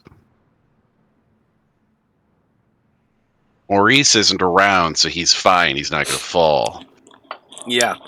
Well, I mean, Blood knows his way around the sands. He definitely does. He lived it most of his life. So making his way back to camp is really no problem. And you arrive like shortly after your 2 hours was supposed to end. Because, like, you have to make... Oh, yeah. Oh, I figured it was a good distance there. Yeah. Watching them for a little bit, getting back. Yeah, but, I mean, it's only a little bit after your watch is supposed to end. So it's not too much of a big deal, and you can wake up Liam once you're back. You need to keep an eye out. I guess he'll point in that direction they're coming, or that he saw them. Veil first saw this camp, and then I went and investigated. There's definitely a group of slavers that are over that direction. What kind of slavers? What are we talking about here? I don't. I mean, one of them. You remember Nahia? She was a Yuan. I don't know if you've ever seen any other her kind besides her. They're all over the Federation. There was a rather large one. I gave that one a chance just because you all vouched for her. Look how that turned out. We were paid to vouch for her at first. Okay, so let's just. How many heads are over there? How many heads as you mean? Oh, you mean how many people could we kill? Right. Well, there was 7, including the monster one. But I didn't see how many. But the only thing I saw, there were cages and cots. Excellent. The Conclave will love this. And it appeared that it was a child that lifted their head as I was leaving. Well then.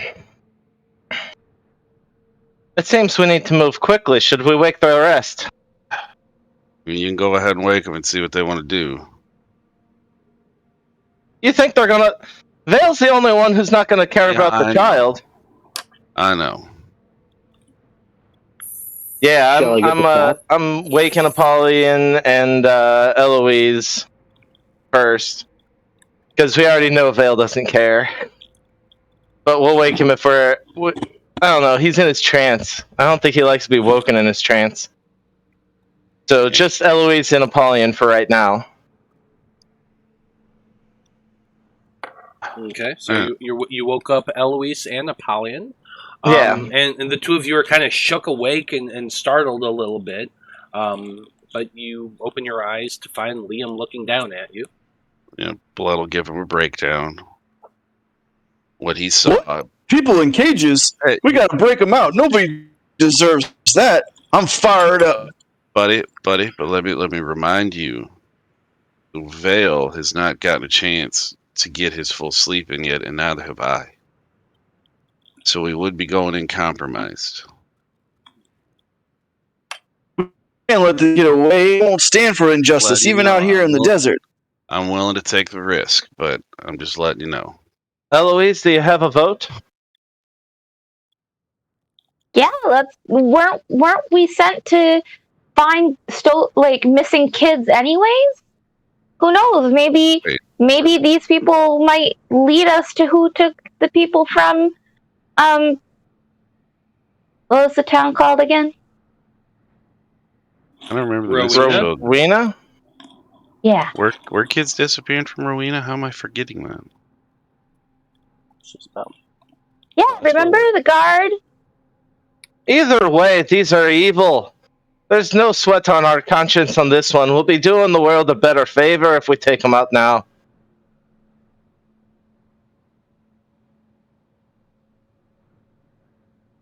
Do you want to wake Mr. Veil?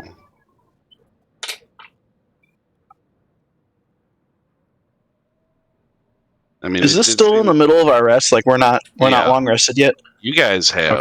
Apollyon and Eloise, you've both gotten 6 hours of rest. So is Liam. Okay, cool. But I say we go off without Veil. I think we can take him. We'll just leave him a note.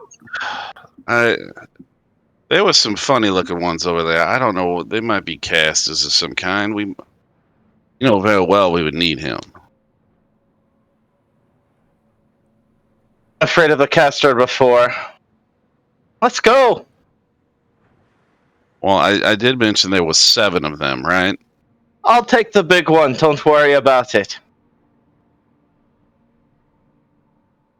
I love how you all so gung-ho to die. Save the kids!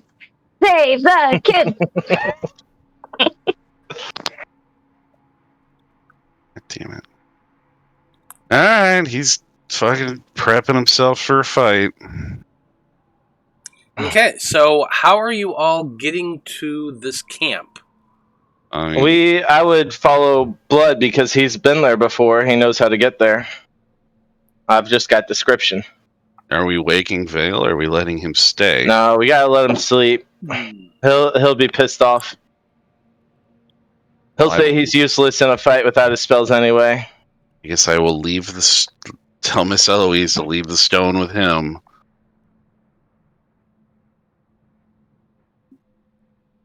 Are you? I'm sure we'll be fine. I didn't mean to click that under thrall. I'd like to think that hold on, let me just. Where do I find my my rest situation? Is that in Fey Ancestry? No. You have to transfer at least 4 hours. Yeah. Is it 4 hours straight, or is it like? Yeah, it's 4 hours straight. You have to do it. You have to do it for 4 hours in an 8-hour period. Now, if you wake up, do a little stuff, and go back to bed, chances are you can finish your long rest with no issue. If you are gonna, run off and do a big ass fight and exert yourself, you're probably gonna have to start it over again. And it's been 2 hours already? Yeah. So you've basically got 45 minutes left of your long rest, but you don't know that because you're asleep. And, all right, well, thank you. Well, we could add, if somebody wants to go out and keep an eye on them, take one of the stones, and then we can wait for him. He shouldn't have much time. I was gone for over 2 hours. I mean, we've been sitting here talking. Mhm. I mean, he's going to get some rest.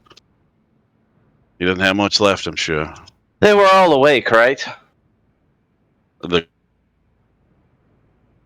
They were all moving around, or were they sleeping? Oh no, we lost blood. They were all moving around. They were getting Okay. ready. They're starting their day and moving around. It sounds like they're getting ready to leave, and then I'm gonna have to call you with the stone, and then you're gonna have to catch up. It'd be better if we all just head out right now. The sooner we leave, the better chance we stand. Lost him again.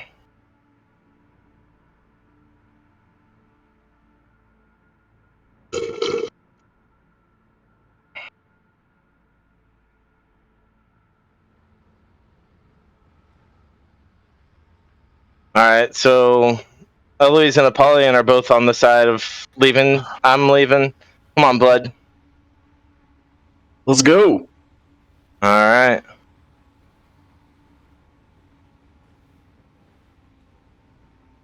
We can distract him long enough to let Veil rest. Can't hear you, Matt. So you're all heading out now, leaving Veil asleep in the dome, and Yes. making your way towards this camp. Okay. Mhm. So, as you're heading out, it's probably yes. I tell Jareth. I tell him to come with us, and that way he can alert Veil if it starts going south. Would Jareth follow? Yeah, he would. He'd follow Eloise. Of course he Yay. would. Of course he would. He would always follow Eloise. Jareth and I are best buds, okay? No, it's true. It's very true. I treat him like the king he is. Alright. Okay, give me 1 second. Sure.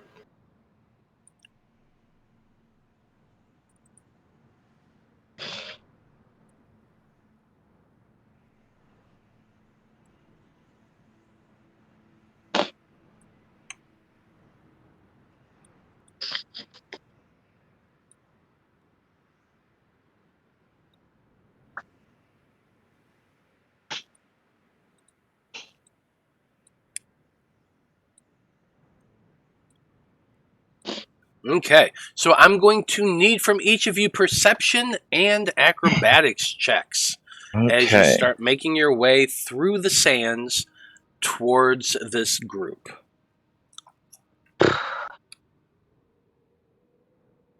Okay. Alright. Vale, you're asleep, so I don't need it for you. That's for Jareth. I don't know if you need Fair it for enough. Jareth. I don't need it for him, but it's fine. Okay. I'm gonna cast Pass Without a Trace on us through my staff. Sure. Okay, Liam, what'd you get? Alright. I got 17 on perception, 25 acrobatics. Eloise?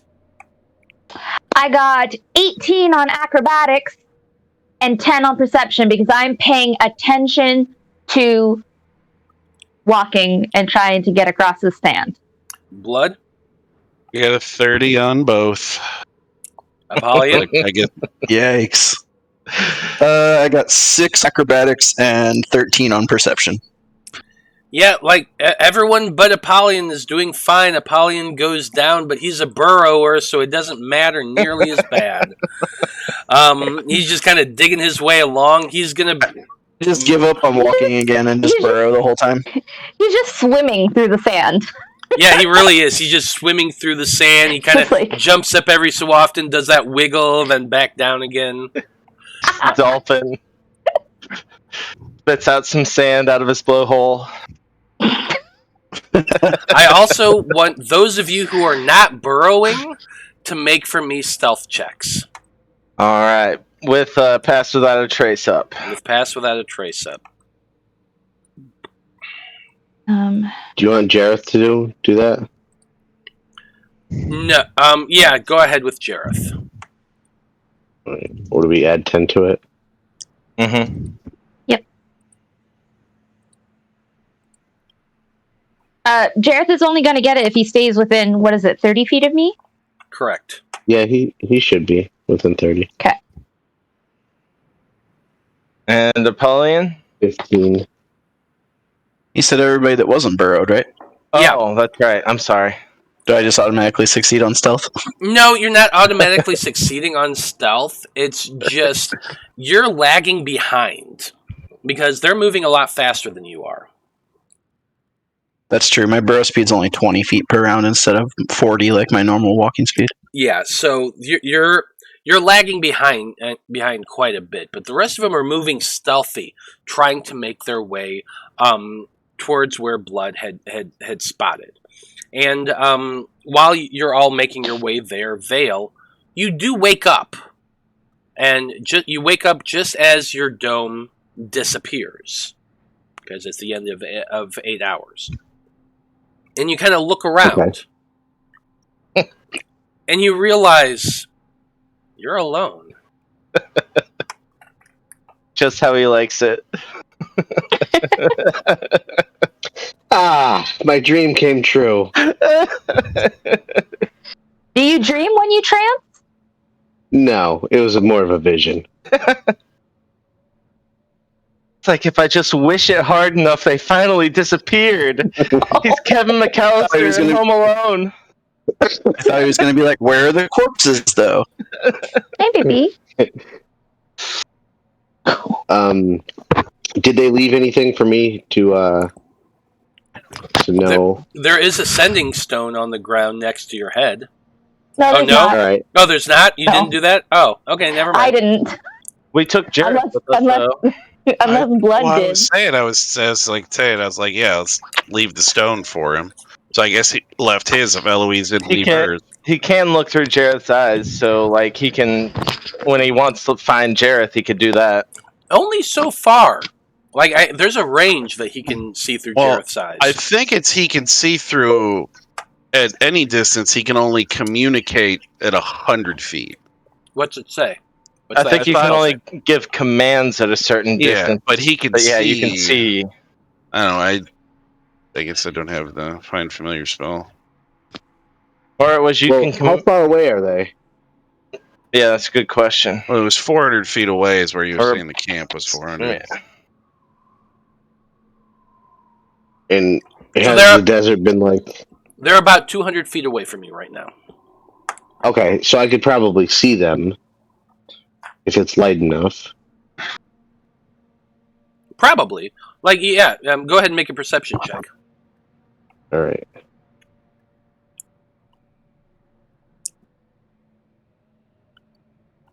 All right, I have my glasses on. This is really small. I don't want to click performance by accident. It's a 13.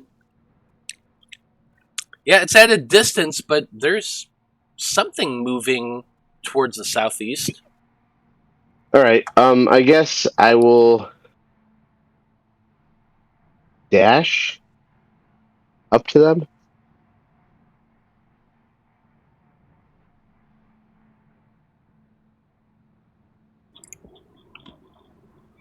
So you're dashing to try to close the distance.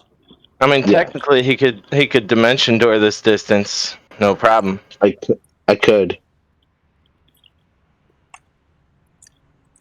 If he wanted to spend it. But he's yeah, running. exactly. I But he's understand. running. 1 second.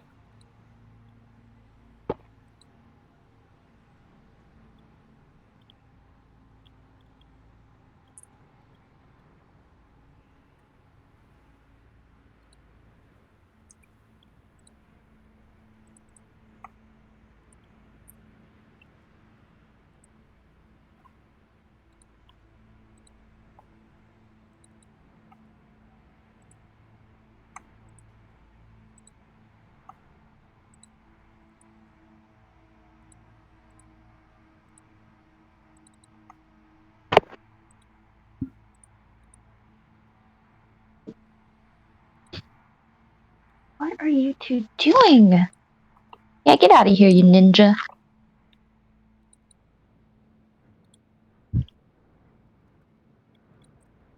Oops.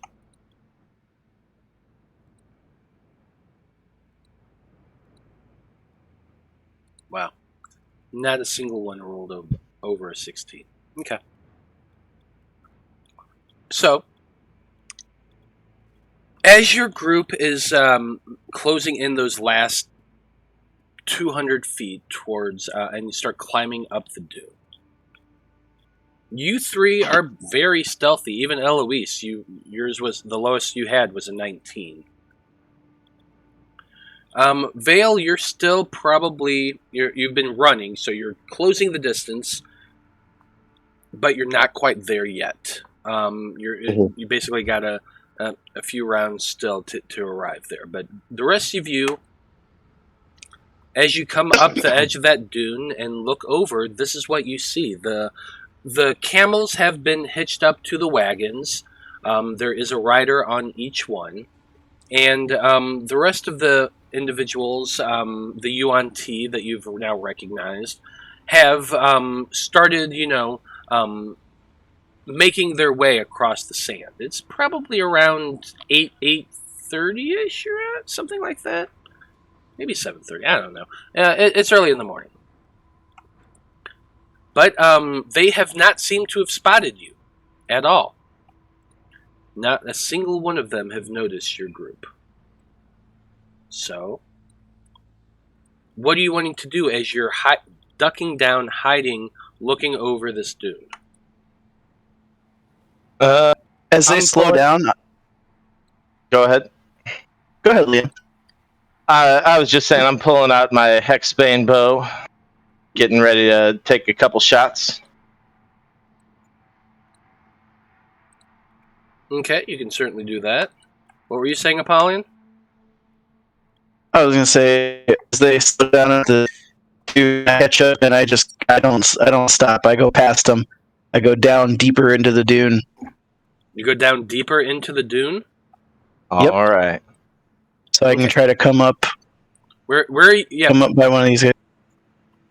So you can't see where they are. You just know you're digging forward. Okay. Yeah, I'll go down and forward at an angle.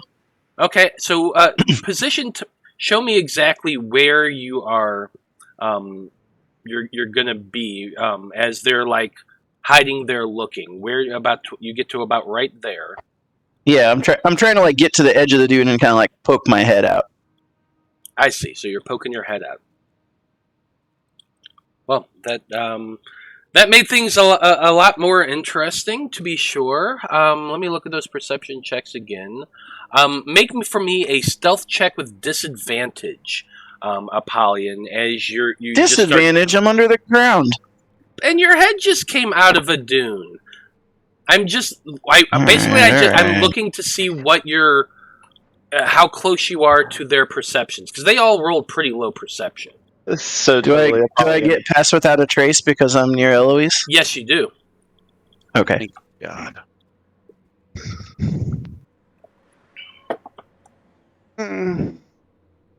16.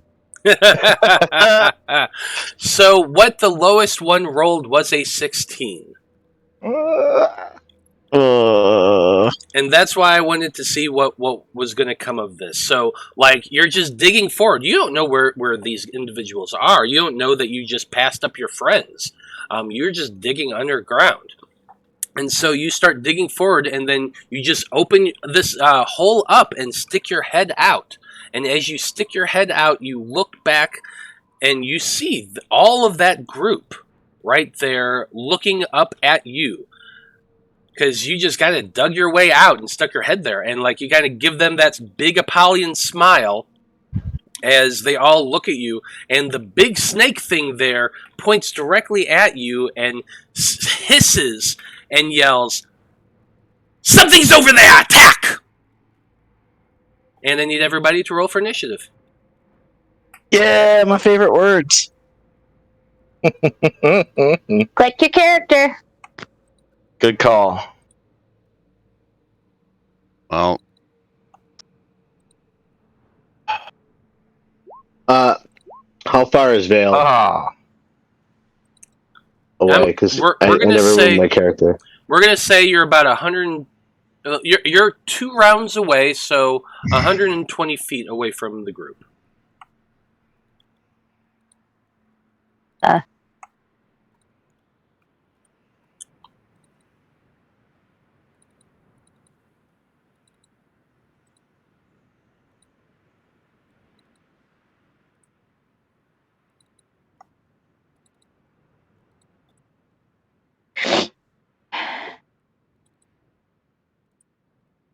Dead last. yeah, well, we'll see what happens. Hey, a tiebreaker beat somebody. All right. Man, but I was getting... Okay.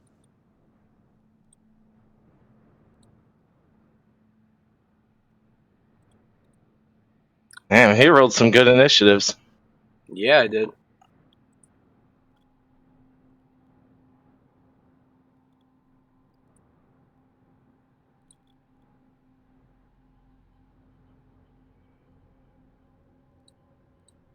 I was gonna do a thing, and I'm probably not gonna be able to do it. Oh well. Have to think of a new thing. Chance.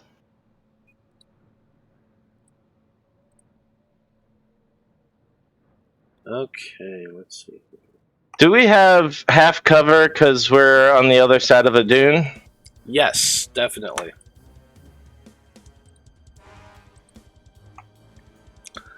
So what's with the blue thing over here, Eloise? Well, it was gonna be a thing that I was gonna do, but They beat you out of initiative. yeah. Then you said roll for initiative before I could tell you what it was, so Thanks, Apollyon. you'll have to wait to find out. I'm sorry. I'm just doing what No, my character it's okay. It's all good. It happens. We all play our Yep. characters. Yep. It's all good. Starting things out, we have this humanoid-looking dude who has a big old cobra's head. Is the best way I can describe him. He's kind of interesting. But tall, humanoid, big crest snake's head, and it glances over and it sees Apollyon there. Now this is the guy that's down, that is right here on that. He's been guiding the wagon, and he kind of glances back over there and looks and sees you, Apollyon, there when you were pointed out. So.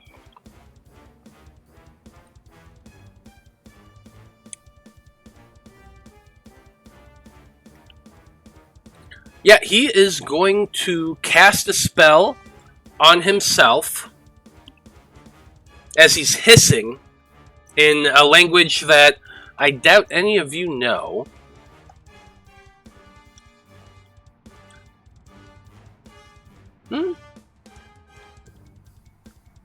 Does anyone here speak Abyssal? Nope. Nope. Okay. I don't think No, so. maybe Draconic, Veil. Minotaur, and Dwarven. Okay.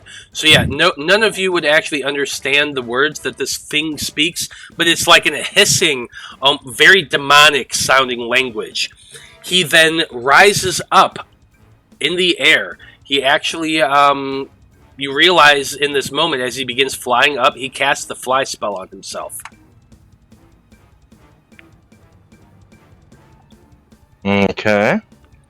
Leaping lizards. And then he goes flying upwards about 60 feet and comes to at an angle and is going to be hovering right about here.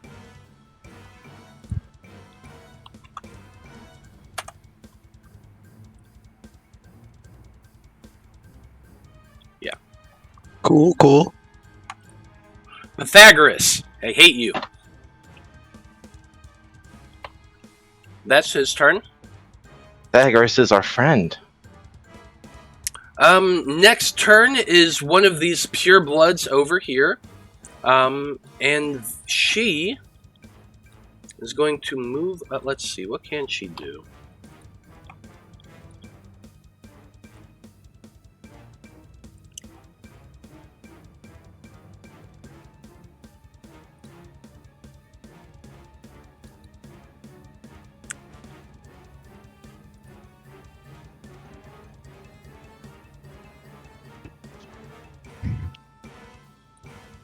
Okay.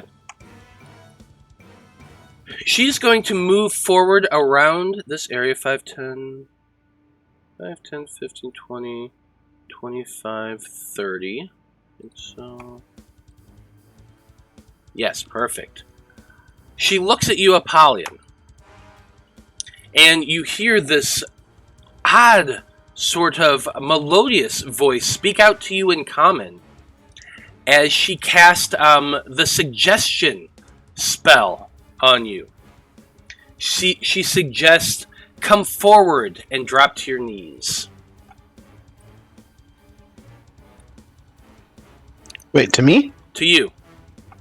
What do I have to roll? I need you to roll a wisdom saving throw. Ah, shit.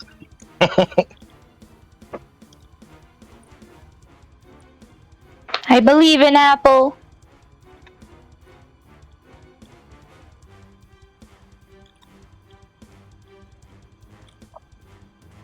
A 15. 15 is enough to save. Nice. Whew. You hear that voice in your head, and for a second it's almost compelling, but no, you're not going to do that. Why would you ever go forward and drop to your knees in front of somebody like that? No way. Okay. That's it for their turn, and Apollyon, you're up next. What do you want to do? Alright, I will burrow back down into the sand Okay. and move 5, 10, 15, 20 till I'm right underneath this guy, and I want to reach up and grapple him and drag him under the sand. I like it. Go ahead and make an athletics check with advantage because you're coming up from behind them.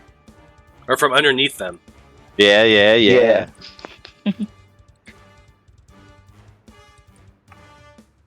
25. It's literally impossible for me to beat that with a strength of 11. Nice. Nice. But I rolled a 6 just to see what it would come up with. Oops, I hit something wrong.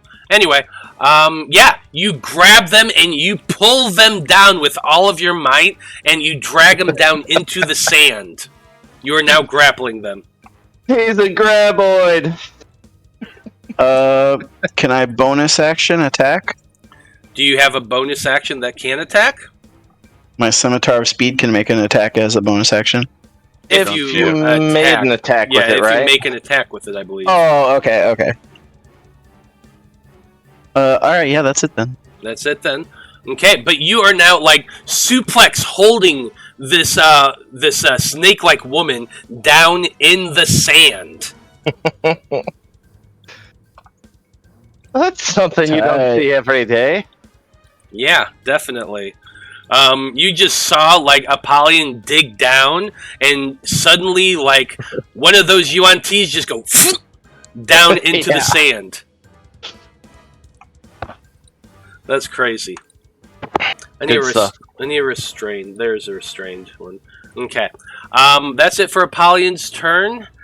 Next off, one of the UNT purebloods right here just saw like one of their people go down, and you're gonna hear her yell, "Scatter! They have magic users with them!" That wasn't even magic. She doesn't know that. Right. That's what makes it funny. How do they know that there's magic users? Nobody's used magic. It just disappeared under the sand. Exactly. Oh, well. In their mind, it's magic. Fair enough. Liam, what was your stealth check that when you were down there last time? Oh, let's see. Stealth. 22. 22, 32 without a trace cast. Yeah, so you're on the other side of that dune. She can't see you. Let's see. What is she going to do?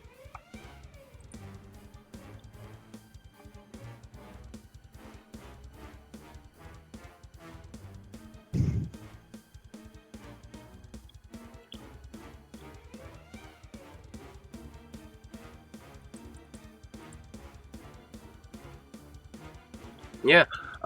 She is going to, since she can't see anybody, literally, can't see any attackers right now, she is going to move 5, 10, 15, 20, 25 feet to back here behind that, that wagon. And she's going to crouch down and she's readying an action. Now we come to the turn of the one who is actually down there with you, Apollyon. You're currently have them grappled.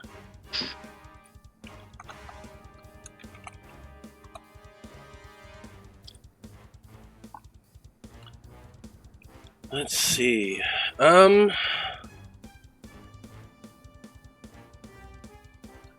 trying to think here because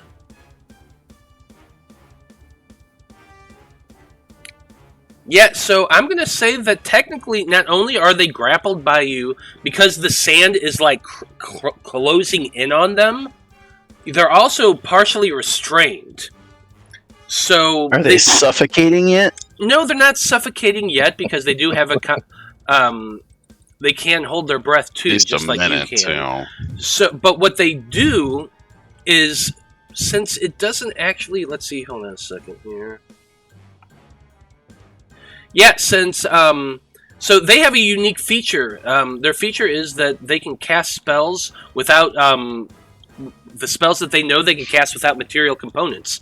So she is going to cast Suggestion on you. So that's literally the only thing she can. The suggestion is, help me back to the surface. Does it not have somatic? It's literally verbal. The suggestion spell is verbal. So suggestion is only verbal? Okay. For her, yes. It's normally verbal and material, but since she doesn't have to use material components, it's innate, just verbal. So yeah, I need a wisdom saving throw of 12. DC 12. Come on, wisdom, Polly. You can do it!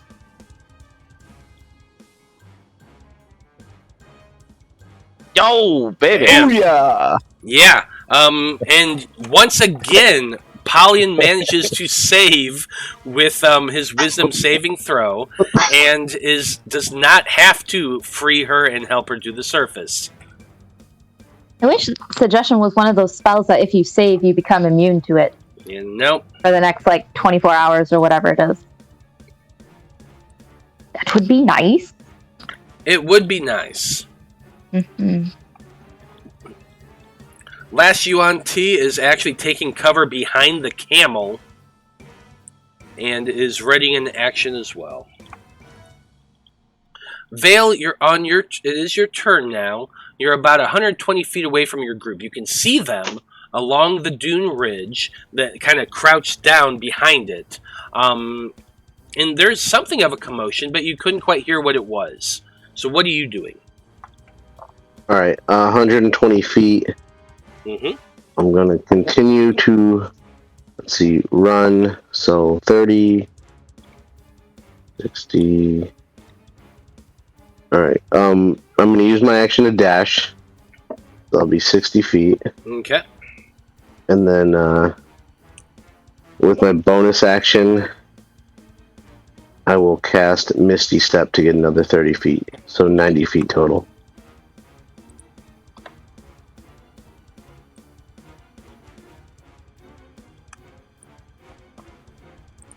Okay, then you can get to right about there on your turn.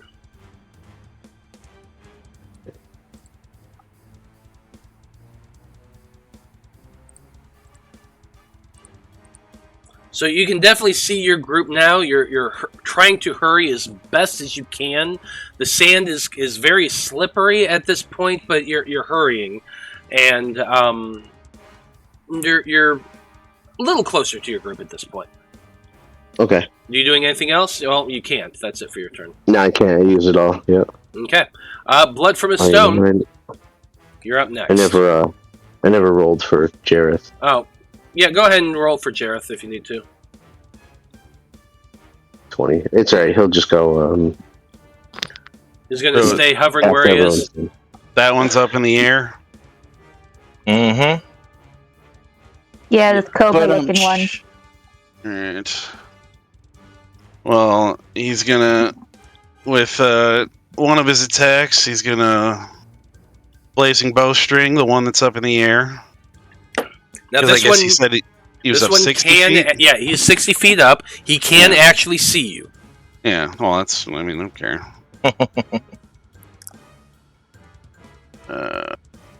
Turn off sharpshooter because we're not going to go sharpshooter just yet.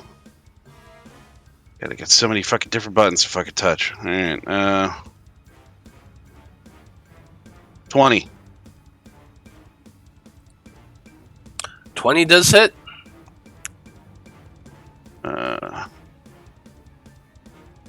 That is 12, 22. 22 points of damage. Very nice. You know what? And he's going to take his other shot at him because I was planning on going for the drivers, but there's a lot of shit in between the other one, and I don't even know if I can see the other one with the cages and stuff on the cart. I mean, he was one of the drivers. Yeah, well, I mean that's that's kind of perfect how he's up in the air, but yeah, so he'll take his second shot at him as well.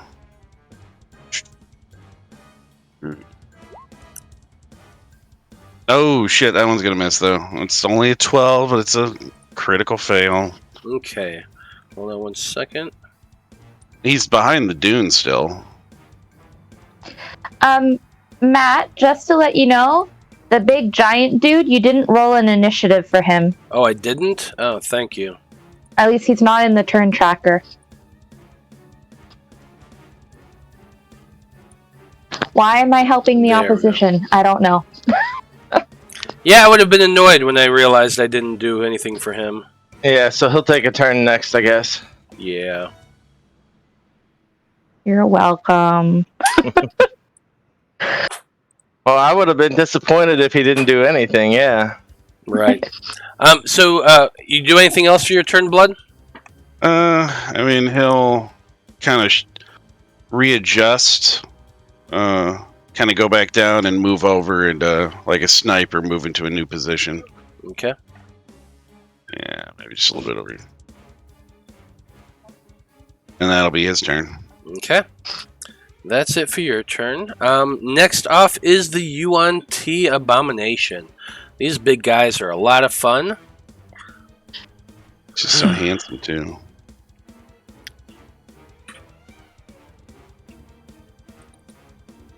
Okay. It's got 40 feet of movement. So what it saw was a couple arrows come shooting out from over in this area. He at least saw them fly up and hit his guy. So he's going to go ahead and assume something's over here and head in the direction of where he saw the shots. Now, when he gets over there, he slithers his way up to the top of the dune, and when he gets to the top, well, he doesn't actually see blood. He fall in the pit where Apollyon is on his way? No, he definitely would have gone around that. Dang it. I mean, it was just big enough for Apollyon, number one, and the person, number two, yeah, it all kind of... It's there. He can see it. But he goes slithering up the dune, sees you, and goes, oh, okay.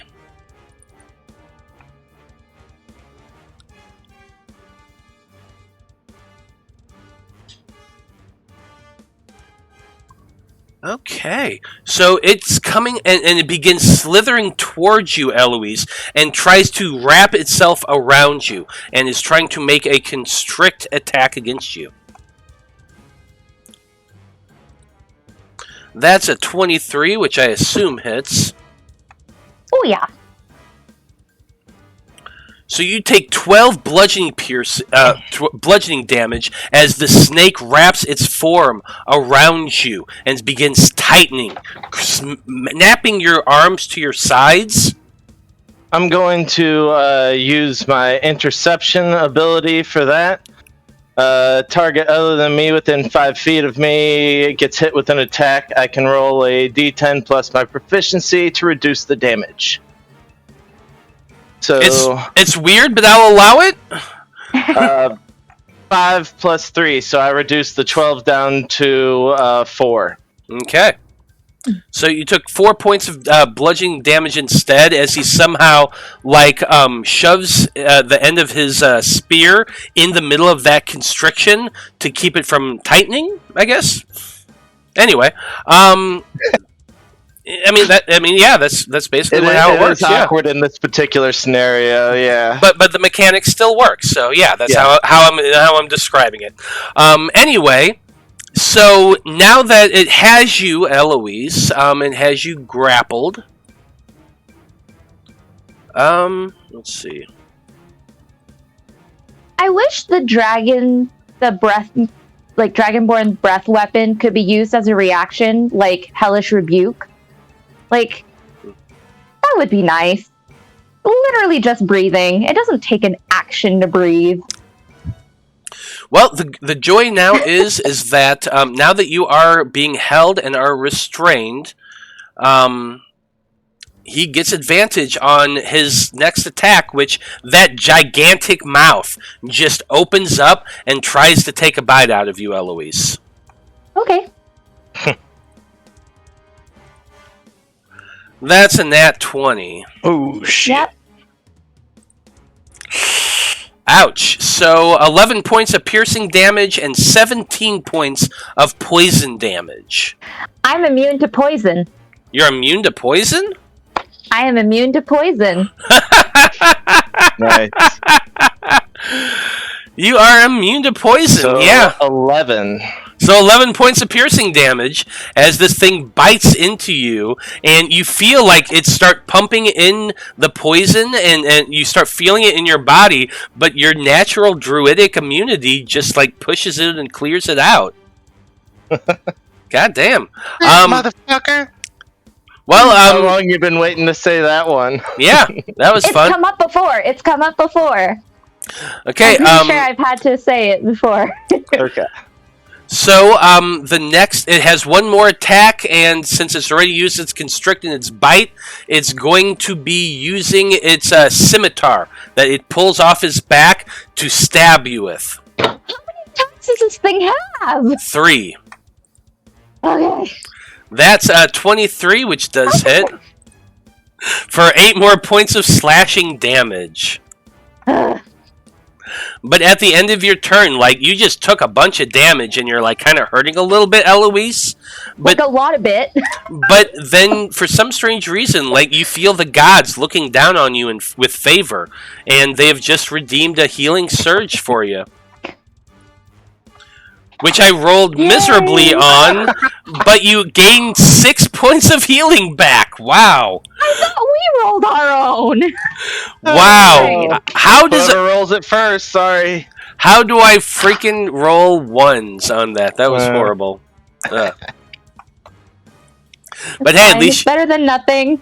yeah, at least you got 6 points of healing, right? Yep. I realized I didn't have the map up. That's my bad. Anywho, that's it for the UNT. We got the camels, and these camels down here that have just been left on their own because, like, you know, the guy who is driving it just goes flying up in the air. The camels are going to start just moving forward.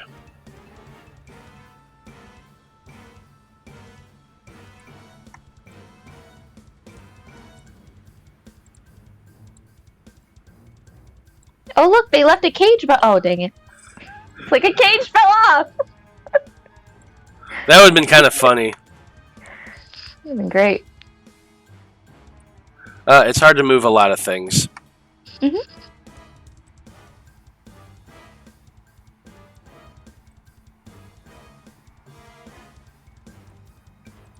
So we're going to say it got to right there. The other one's actually being restrained by the driver, so it's staying where it is. But that's about it. Anywho, Liam, you're up.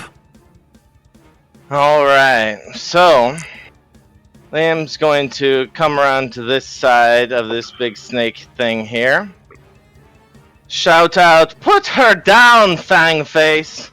And cast Hex out of my bow. Okay. That is a... Let's see, is it a saving throw? I place Nope, it's a just Hex placed. on a creature. Yep, He nope, doesn't it get doesn't to save. Nope, he is hexed. So now, every time I hit him, it does an extra d6 necrotic damage. So that's every attack. So now I get 2 attacks. Will it be at advantage since he's concentrated on Eloise? No. Okay. Had to ask. Alright. Pulling my glaive out, taking 2 slashes.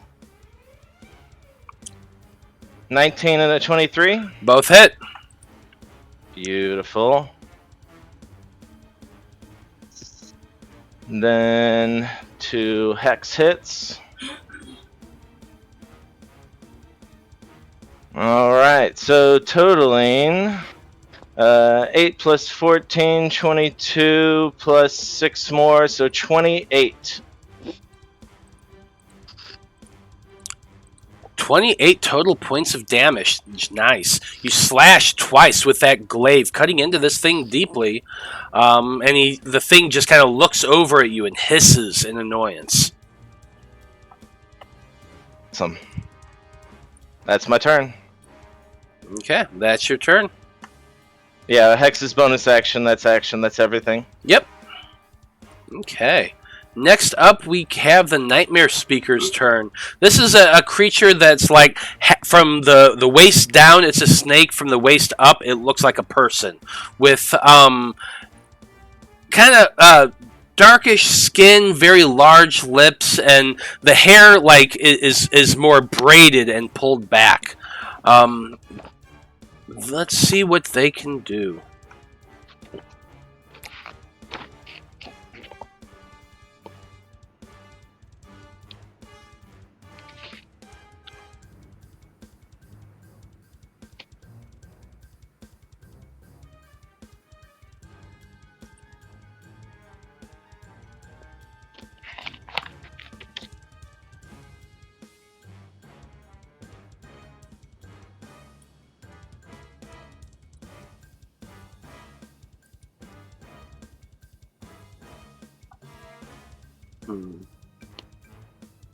Okay.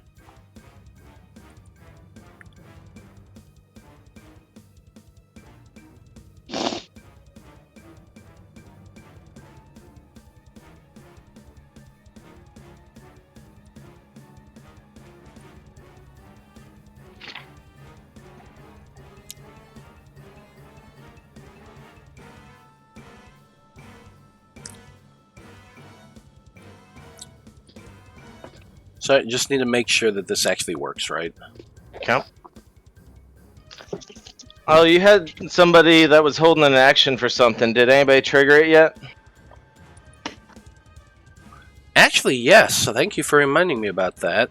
Because 2 of them did, and the thing was whenever they saw something in their view, which when you stood up and went around that side, Liam, that's when it would have spotted it. Alright, So I got 2 arrows that's actually coming at you. bring it on.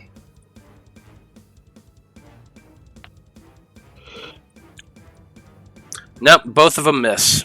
Both miss, sorry. Throw 'em back. Anyway. They have to hit me for me to be able to throw them back. Oh.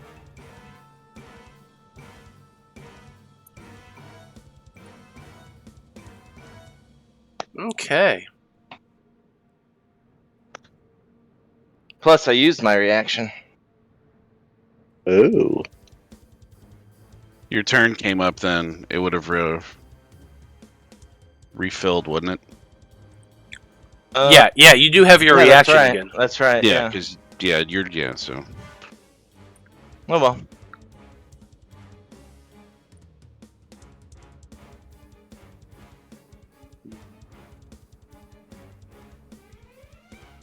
Eloise will get a turn soon, I promise. Alright, the stage has changed several times. Are you ready? Okay, sorry about that.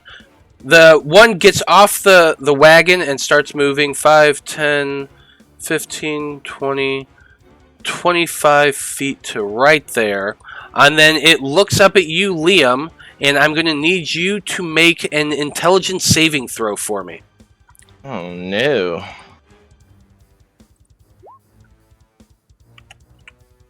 Oh, that just rolled over to us. That's a 7. That's a fail, I'm sure. Yes, it is. Ah, god damn it.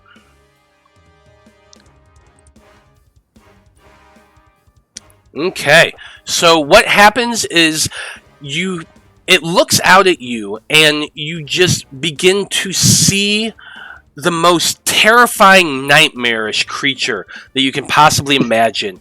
Grood Gray begins rising up from the ground, 50 feet tall, leering down at you as it raises the fist and slams down towards you. You take 17 psychic damage, and you are currently frightened of this manifestation, believing it to be real.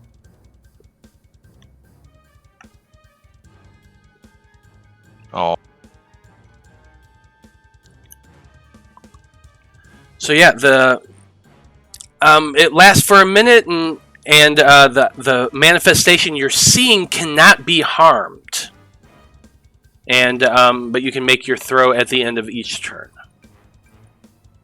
So you now see Grood Gray right in front of you, and he just smashed a giant fist down at you, and you took that psychic damage. Okay. All right. Eloise, you're up next. You are restrained. You are wrapped around over and over again by a giant snake's tail. What are you doing?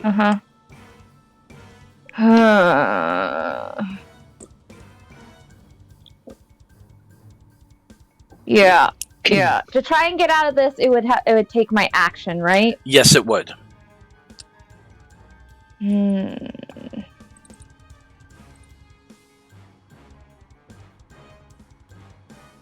Okay. And I just reread the restrained and grappled conditions. Both of them just say that my speed is 0. It does not say I cannot cast a spell with somatic component. Well, restrained. Let me see. Doesn't say it.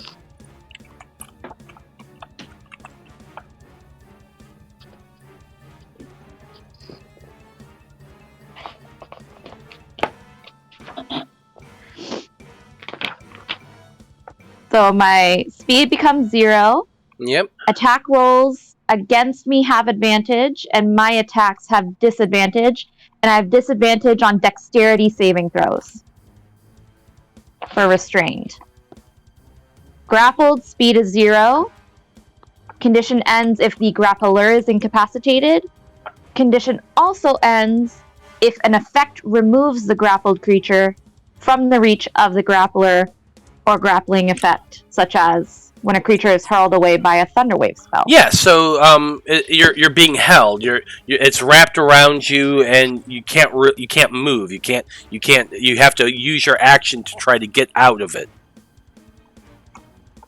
But it doesn't say that I can't cast a spell with somatic components. It just says my speed is 0. It doesn't say I can't move. I can't move away, but it doesn't say I can't move in my spot. Yes? No? Maybe so? Please give me this, Matthew! No, so the thing is, like, they've actually done rulings on it, and grappled and restrained, these conditions interfere with a spell only if it has somatic components and the caster's hands are bound, which in this instance you are. Your hands have been bound at your sides. You're being constricted by a snake. So you can cast spells that have verbal components, but you can't cast them if they have somatic components.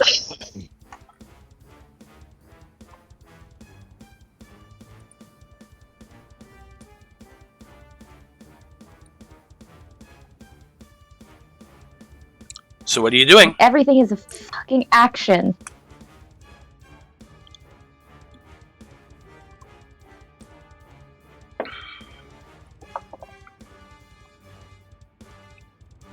How big is the snake that's holding me? Is it still like a medium-sized creature? Would you say? Say that again? This snake person that's holding me, would you still consider it a medium-sized creature? It is not. It is a large creature.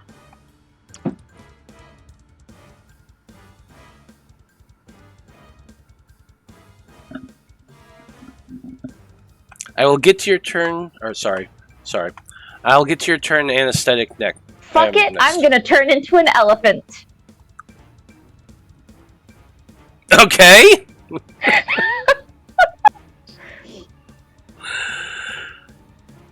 Yeah. Okay. So yeah. You just.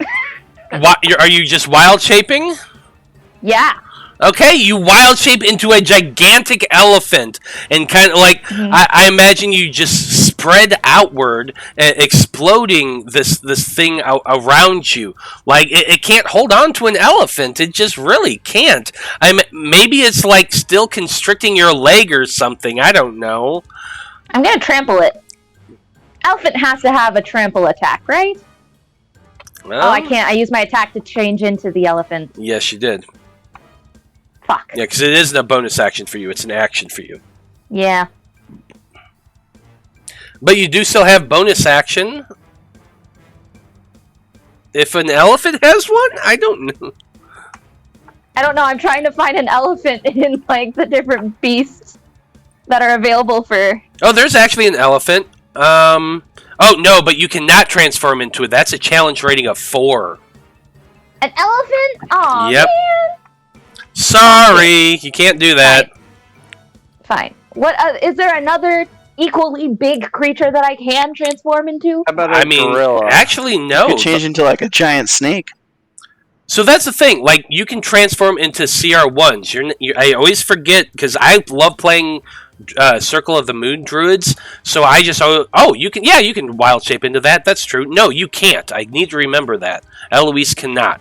You can transform into any CR1 or lower creature, and none of them are bigger than large. You could transform into a giant snake. You could transform into any number of creatures. I don't need it to be bigger than large. I just need it to be equally large. You know? But I Consult your wild shape list. I yes, showed you. yeah. Consult your wild shape list because I'm pretty sure you don't have anything that big.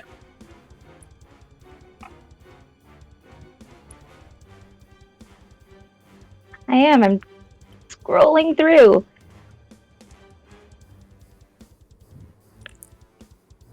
Wouldn't the reverse also be true if she got into something really, really small that she could just slip out of his hands? I mean, it'll just continue to constrict. Now, I'd say if you're like really tiny, you'll have advantage on trying to get away, but you still have to get out.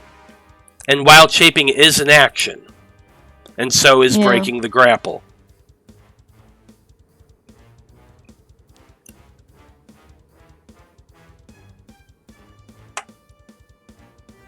Actually, you know what? I'm gonna fix this. I'm gonna fix it.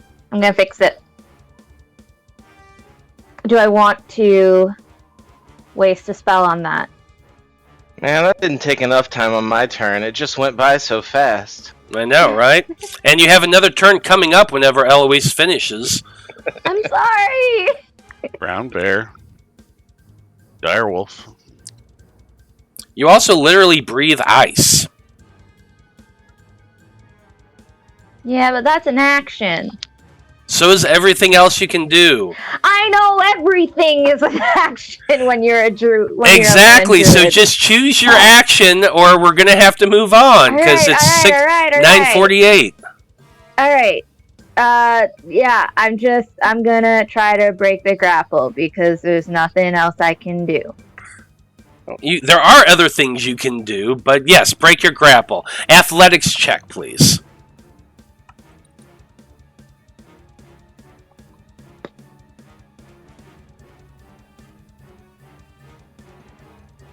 8. You're still grappled. Yep. Yeah, sorry. You envisioned all these awesome things that you could do on your turn, Eloise, but then it all came crashing down that you just don't have those powers, and instead you just wiggled for a little bit, and that was it. So that's it for Eloise's turn. At the end of the order, the gods are looking in favor at you right now, Liam. And you find yourself able to do one more thing before the end of the round. So, what do you want to do with your extra turn? Extra turn. I had a question about stillness of mind. Would that, if it ends a frightened effect, would it end this effect with my action? So that's the thing I was sitting here thinking about. Yeah, I wasn't sure. So I've been thinking about it for a few minutes, and this is what I decided my ruling is. With stillness of mind as your action, you can absolutely no longer be afraid of it. However, you're still going to see the same thing, and you're still going to believe it's real, and you're still going to have to react because of that. And then at the end of each turn, I'll still have to make an intelligence save, yeah. Yes. Okay. But your stillness of mind will remove the fear condition from it. Right. I'm so terrible at that save. I think I'll go ahead and do my stillness of mind as my action. So I'm no longer afraid of it, and I can continue to attack this UNT without disadvantage. You can, but this thing is that you still see Grood. He is huge in there. Yes, but I'm not afraid of him anymore, and this thing's squeezing Eloise, and that's pissing me off. So, flurry of blows and 2 unarmed strikes. 15 and 11.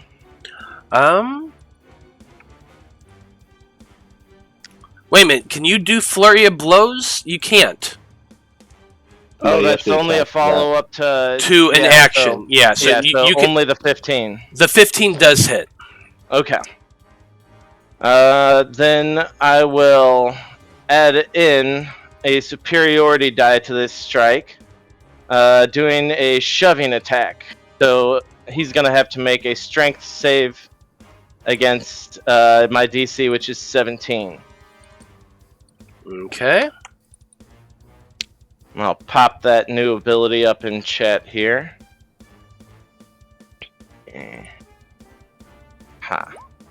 Pushing attack, yeah, it's a fun one.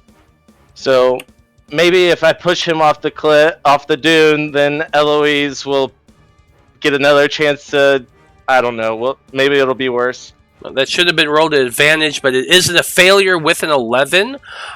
You shove this thing that's wrapped itself completely around Eloise and is constricting her in place. And he goes tumbling, and he goes sliding down the dune, dragging Eloise along with him. Yeah, I kind of figured. 15 feet. Okay. Alright, well, that just happened. And I will make my intelligence save. Make your intelligence save.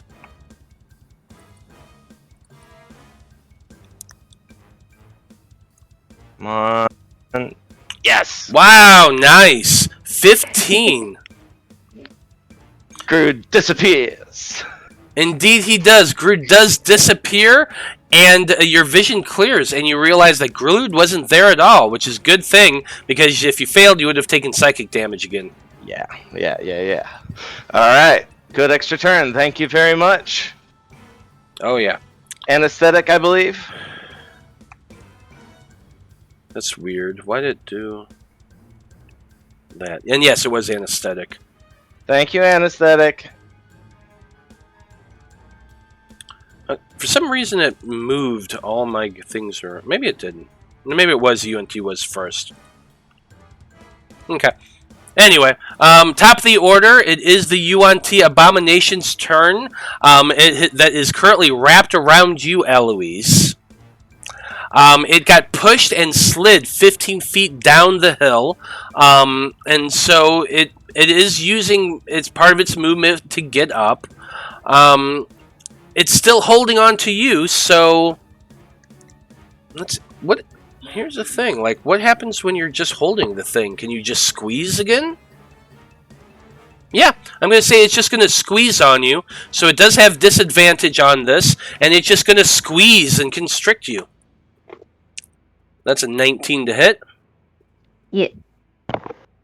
You said disadvantage. I assume you meant advantage. Yeah. Oh, sorry. Yes, I do mean advantage because they have you grappled. Yeah. So 9 points of bludgeoning damage. And then it's got its last 2 attacks. Yes. Can you do something as a reaction? Oh, I thought you were saying something, Eloise. Sorry. No. Okay. Nope. I got nothing. Bite attack is next. That's a 20 to hit. Yep. So 8 piercing and 14 poison damage, but you're immune to the poison. Yeah, good thing she's the one that got attacked by this. Last one was the scimitar for 10 more points of slashing damage. You say good thing, but I would have evaded half of these. Yeah. I don't feel great. No, I imagine you don't right now. I don't feel great. Okay, Jareth. It is Jareth's turn next. What are you doing? All right, Jareth flies over towards Blood like in a tucked dive, and all Blood sees is 2 bald talons like coming right for his face. And as he flies by, he extends the bald talon, like a bald little bird fist, with the ring on it, and he hits Blood right in the face with with the ring, and casts greater invisibility on him through touch. Okay. Oh, snap. Greater invisibility for a rogue. Oh, shit. And that's his turn. He's gonna fly back away. I don't know what symbol to use, so I'm just going to use this one of somebody pumping their fists in the air, because I feel like that's what Blood's doing right now. That's what his player's doing.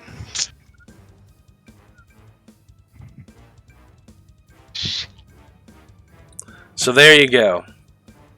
That's it for Jareth's turn. Next up, we got the Yuan-Ti, who sees Eloise down there. Sees you, Liam, standing there at the top of the dune. Let's see.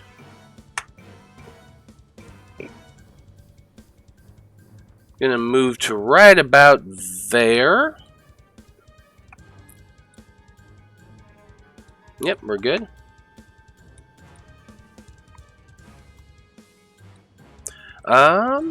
Let's see. This is the one that cast 1 spell so far.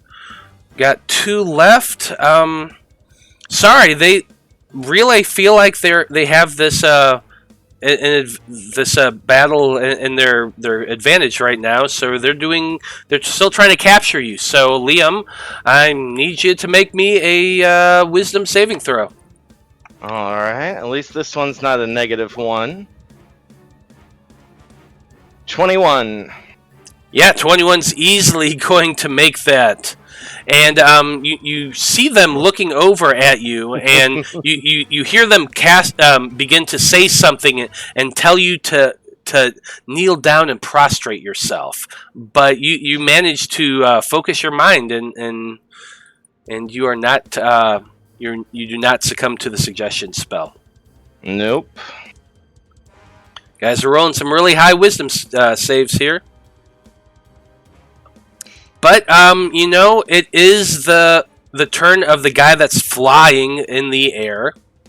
So he's going to move 5, 10, 15, 20, 25, 30, 35, 40, 45, 50, 55, 60 to right about here, just so he can have a good view of everything.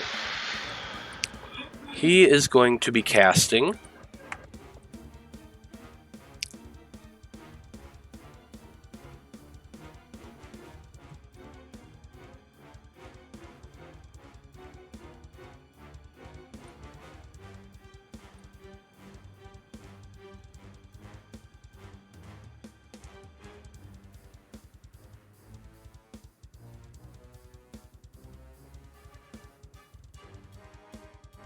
Hmm.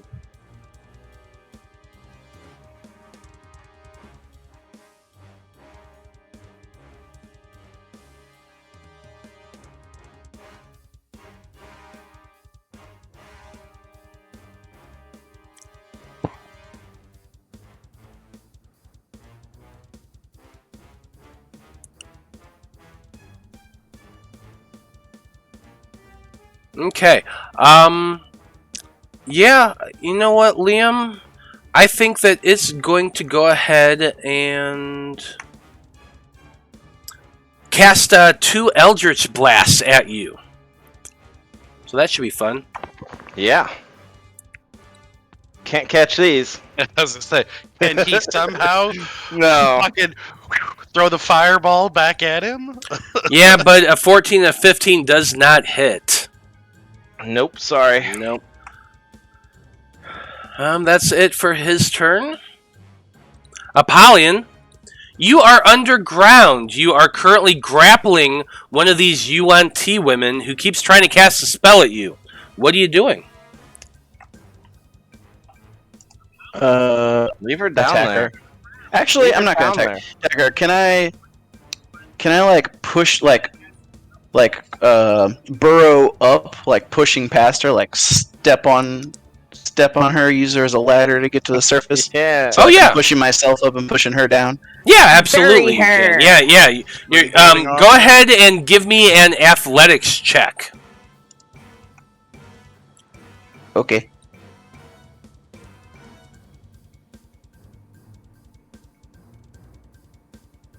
Because you have a burrow speed, so you're trying to dig forward, but you're grabbing onto their shoulders, pushing yourself up and them down as you kick to try to like get all that sand to suck in around them.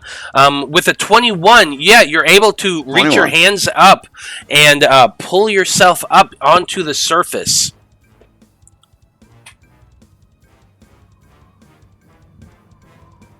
So you have All left. right. I mean, this took your action to do so, but you are up on the surface, able to stand up again, and the sand is kind of filling in behind you as this woman's like looking a little panicked as the sand kind of closes in on her. Yeah. Okay. You doing anything else?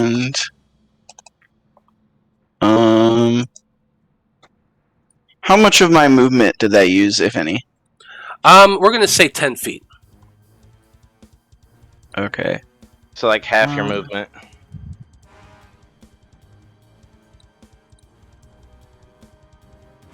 Yeah, he's got 40 feet of movement. Yeah. But digging speed is 20. Is this so the- 10 feet would be half. Is this the Yeah, that is true. the one that has a snake body and a human head that's casting spells down here? It is. They kind of all are. Yeah, I'm gonna move towards that one. So you got about 20 feet of movement that you can do. Yeah, I'm gonna get over here.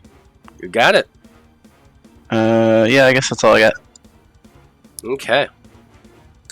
That's it for your turn. Next up, we have the one that you just had left stuck down there in the sand. So I'm going to need them to make an athletics check to try to Yep. dig themselves back Just up. like we had to. Oh yeah. Oh yeah. Yeah, that's a failure. She's trying to dig and wiggle herself out, but she's like hissing and sputtering and spitting, but can't get herself free. And it's like starting to close in on her head at this point. Okay, that's it for their turn. Next up is the one that's down here hiding behind that the wagon that fired an arrow at Liam. It's going to look out at you, Apollyon. It's cast one spell so far, so it's gonna do another one. I need you to go ahead and make a wisdom saving throw as they try to cast suggestion on you. They don't have a lot of abilities, but if they get you, they got you. So, wisdom saving throw, please, Apollyon. All right. She's yelling out to you, prostrate yourself and give yourself up. I just Anesthetic. really want Apollyon on That's his a knee. 19. Yeah. Wow. Yeah. No, you're just saving without question. Not today. Anesthetic, just so you know, Blood has advantage already because he has invisibility. We lost you, Matt. If you'd like to he's talking to the give that to audience. somebody else, if you'd like to give that to somebody else, go ahead and do so now. And tell me who you want instead, because Blood does not need advantage. Yeah, sorry, I was talking to the audience. He gave me the finger. Yeah, wait, bitch. Okay, she's going to come around, hide a little bit more behind the wagon there, and that's going to be it for her turn. Necthros Veil, you're up next. All right. This one that's flying over here. Uh-huh. How high is it off the ground? 60 feet off the ground. Excellent. Vale's going to Vale's going to pull out the wand of magic missiles from his sleeve and cast it at 6th level. Oh shit! For some reason, What, 8 missiles then? Damn. yeah, it's 8. I'm sorry. So I need to click that 8 times, I guess. Yeah, you have to click it It's a 8 times. A little absurd. Okay, You just 1, do 8d4 plus 8. 2, 3, 4, 5, 6, 7, 8. Okay. 13, 16, 21.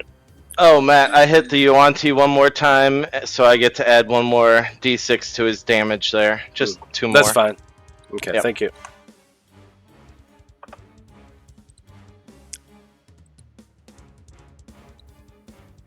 $29, I think. 29 points of damage? I'll count it in a second. I now have to do 8 fucking con saving throws. Correct.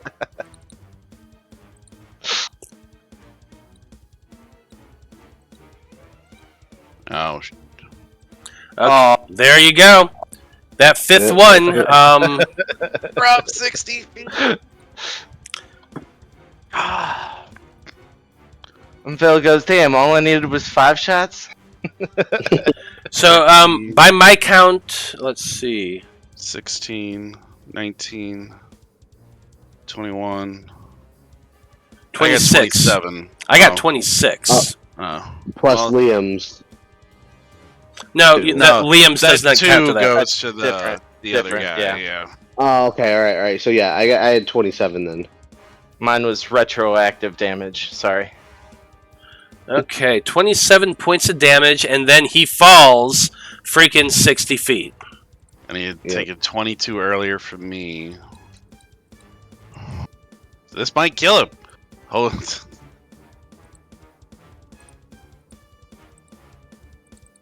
What is that, 66? I think it's a D6 for every 10 feet. I think, right? Yeah. Yep. So another, yeah. So here's what happened. He's flying there. He just cast a couple spells at Liam, and then 8 fucking bolts of tiny little energy come slamming it. And then you just watch as he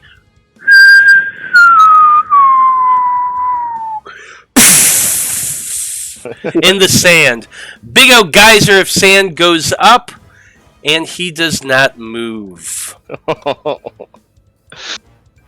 right. Ouch. Vale tucks the wand back into his shirt. And is this dune right here? How high is it? It's maybe about 20 feet up. It's not a Okay. big dune. You're just kind of going up at an angle, so you're fine. Okay. 5, 10. So if I was here, I'm not saying I'm staying here. Could I see this person right here? They would be on the other side of that dune, so you'd like be able to see the top of their head. Yeah. Okay.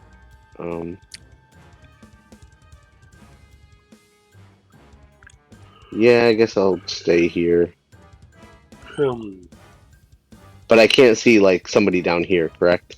You definitely cannot see them because they're underground. This dude, no, Oh. you wouldn't be able to see him as well. They're on the other side and they're kind of far down. They're on the lower side of that slope. Okay, so I'm gonna Well- go right here. And I'm assuming this person would not be able to see me. Correct. Not from where they are, no. Okay, so I'm gonna go right there, and my turn is done. Okay. That's it for Veil. Next we have another one of the pure bloods who are down here towards the far side. Yeah. Battle isn't going the way they want it to. Not too thrilled about that, but you know, this is the Juntla Wastes and these things happen. So gonna move around over the camel hump there, over this the middle thing in between the wagons, climb over that, come to right about there. Apollyon, another wisdom saving throw, bro. All they fucking have is suggestion. They have they don't have a lot of great spells. Or a poison spray. Ooh.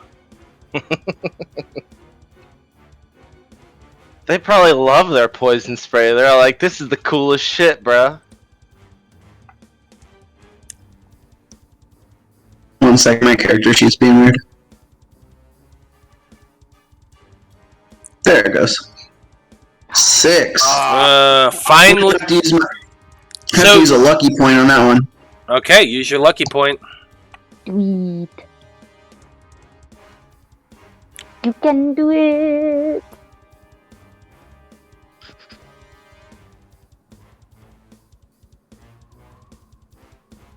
No. Oh, Alright, they got me. Yep, they did. They told you to kneel down and prostrate yourself to be shackled, and that's exactly what you do. You drop your weapon, you go down on your knees, your back is arched, your shoulders are back, and then you put your hands up, waiting for them to clasp manacles on them. they just really want you on your knees, Apollyon. I mean, who wouldn't want Apollyon on his knees?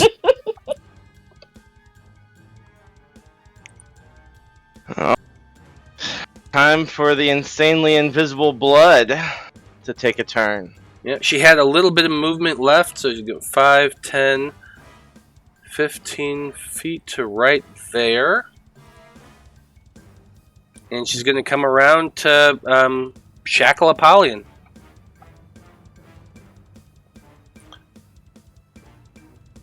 Okay, anesthetic is redeemed advantage, and she originally wanted to give it to Blood, but Blood doesn't need that right now because he's invisible.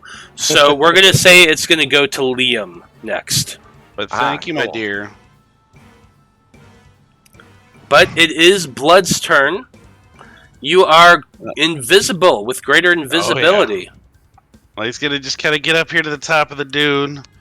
See that Apollyon's down on his knees for some fucking reason, and then he's gonna think it's this chick in front, and so he's going sharpshooter, blazing bowstring at that one right there. Because I guess he remembered she was the other driver, and if my mouse wants to work properly.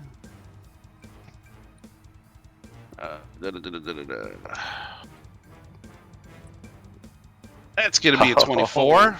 To which one? This one right here, the one that's directly in front of him. Okay, yeah, that's definitely going to hit. The one who's upside down. It's 36 plus 8. 44. 44? Ouch. Yeah. Ouch. 44 points of freaking damage with this sharpshooter attack that just clips this person in the back, and they look around, they twist around looking to try to figure out where this bolt came from, but they can't see shit. Yeah, and then he's just gonna kind of move further in and just start kind of getting ready to cause some more havoc. Yeah. Don't you get 2 shots? That was only in the first round right now. Oh, okay. Mm-hmm. But But that is his turn for now. that's it for Blood. Camel and wagons are just moving. That one's kind of going to go off the map at that point, so I'm just moving that off. The other one moves forward as well, leaving her right where she was as this wagon just starts walking by these camels. She's just looking around like, "What? Come back here! What the hell are you doing?" Okay. Liam, your turn is next. Yeah, big snake thing has your girlfriend, and it's holding tight. What you doing? Alright, well, I get advantage on my first attack, right? Yep. Alright. You have advantage on your actual attack action because of this. Okay. So you get to use it on both your first swings. Sweet. 19 and a 28. Both hit. Alright.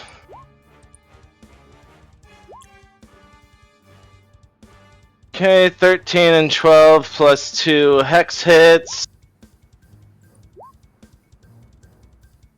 Another 5, so 30. 25 plus 5, 30. Yeah. 30 Now- right there. Yeah, you're just stabbing and slashing with that glaive of yours, cutting this thing up pretty badly. But it's a beefy boy, and it's definitely still alive. Sure. Now I can do my flurry of blows. Now you So- can. That's what I'm doing on normal.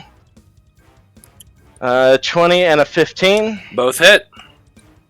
Beautiful. I'm going to add another superiority die to this first one. So hang on, Eloise, you're going for a ride. Oh. And then 2 more hex hits.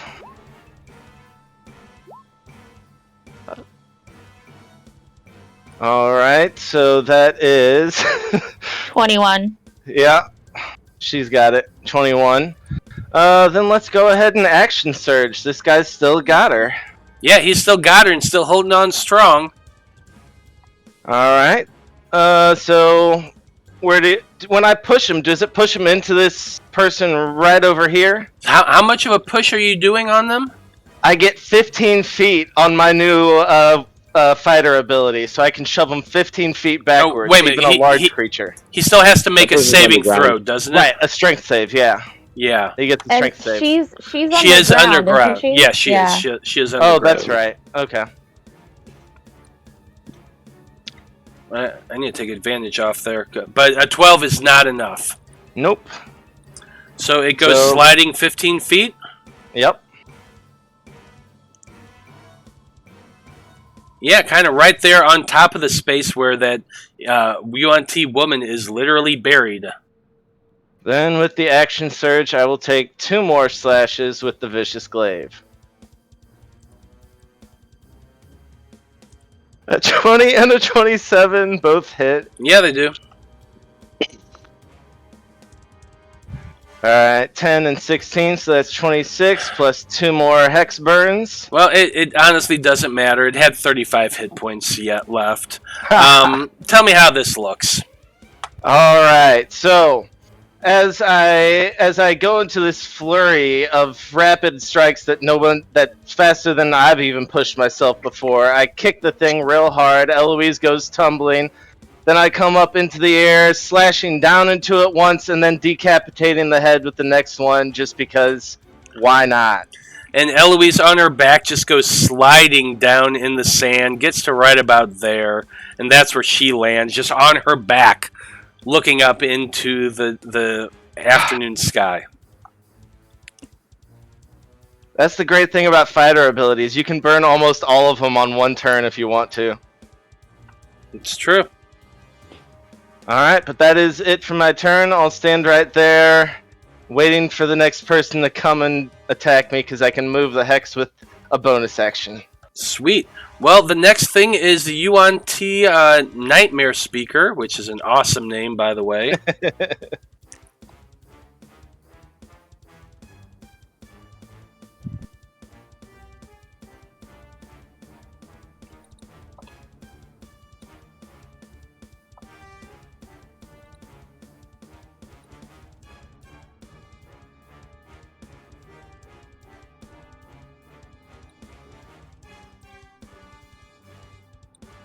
And she's just kind of sick and tired of dealing with all of y'all. And seeing that the Yuan Ti abomination has just dropped to the ground dead, Yeah. she just sits up and looks and thinks, no, this isn't worth it. And what she's casting is Hunger of Hadar. So a gateway of darkness opens in this region. You all just get sucked into this black, inky void. It's fulfilled with a cacophony of soft whispers and slurping noises.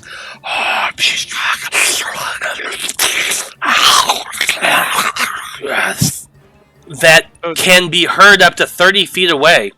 No light, magical or otherwise, can illuminate, and the creatures fully in the area are blinded. The void creates a warp in the fabric of space, and the area is difficult terrain. So whenever you start... yes. Can I counterspell this? Because she is, I believe, 60 feet away, but I don't know if I can, because I don't know how it works as far as seeing her. So here's the thing. You have to see her, and you specifically said you stayed down on the other side of the dune, No. so you could not. You would be hidden. Because I'm reading this. It just said, oh, never mind. I missed this part where it says a creature you see. Okay, got it. Yep, you always have to see him, so no, you cannot counterspell this. But yeah, everything just went dark for the three of you. That is not a pleasant place to be. She then, Apollyon is prostrated on the ground. His hands are up. He's in the darkness, though. She is now in the darkness, so he is blinded, and would not be able to make the reactionary attack anyway. So they step back. Okay, that's what. Yeah. Okay. Yeah. I was like, are they going after him? And says, "We must flee. We must get out with what we have." She's going to that was let's see, 5 foot of movement there, 10, 15, 20, 25. The last of that movement is to get up onto the cart there, and she's ending her turn. Eloise, bottom of the order. I need first thing first is when you start the turn, any creature that starts its turn in its area is taking 2d6 cold damage. Cold damage. Yeah, that's it. So that's 7, so you're going to take half of that, 3. Mm-hmm. Yeah. Cool. Okay. So just you're like laying on your back, and you're just hearing these horrible sucking sounds. This just eerie, disconcerting whispering that's going on all about you. And like I said, you're on your back, and you just felt the most painful cold that you've ever felt in your life. Hit you. Yeah. So Can I still hear, could I have heard her say we need to flee from outside of the bubble? You cannot hear anything outside the bubble. All you can hear is the noises of horror that's echoing in your ears. You are completely blinded, and all you can hear is those sounds.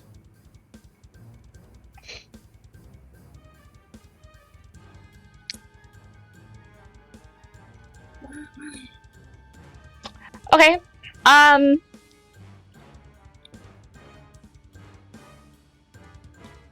Yeah, I wouldn't know in which direction to run. You really wouldn't. And actually, Yeah. what I should do here is I should have just like given you no vision. Right, but you could just roll a die to determine which direction you move. Also, Which is what you need to do. Actually, you're gonna Okay. roll a d8.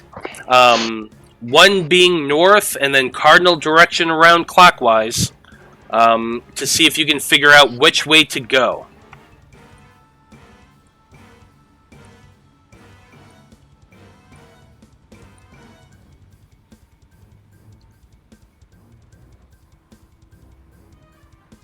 So you chose south, it looks like. Okay. So Wait a I minute, stand no. up. well, North, six would be, northeast, would be east. east. Should I have rolled a d12 No, it'd be west, to make right? it easier Because- on us? Southwest. Yeah, if you're only Southwest, doing yeah, sorry. directions, No, there's 8 directions. 8 directions, yeah. Then you'd be pointed west. I feel like West, this would have yeah. been a lot Southwest. easier if I had rolled a d12. Probably. We It'd could be just go south- You by could a just do a clock. clock, yeah. Yeah, it's fine. So, but what you Okay. rolled was west. So you're No, going to southwest. southwest? Southwest? Yeah, right here. Okay. Right here. So I stand up, that's 15 feet. Yep, and you have And 15 then- feet of movement. 1, 2. I don't know if I'm moving single squares. I think I'm moving single squares. You're you are. moving single 3, that's- squares. You have Okay. moved 15 feet. It's just dark to me. Okay. And I am going to use my bonus action to cast Healing Word at the highest level I can right now, which is level 4. Which means...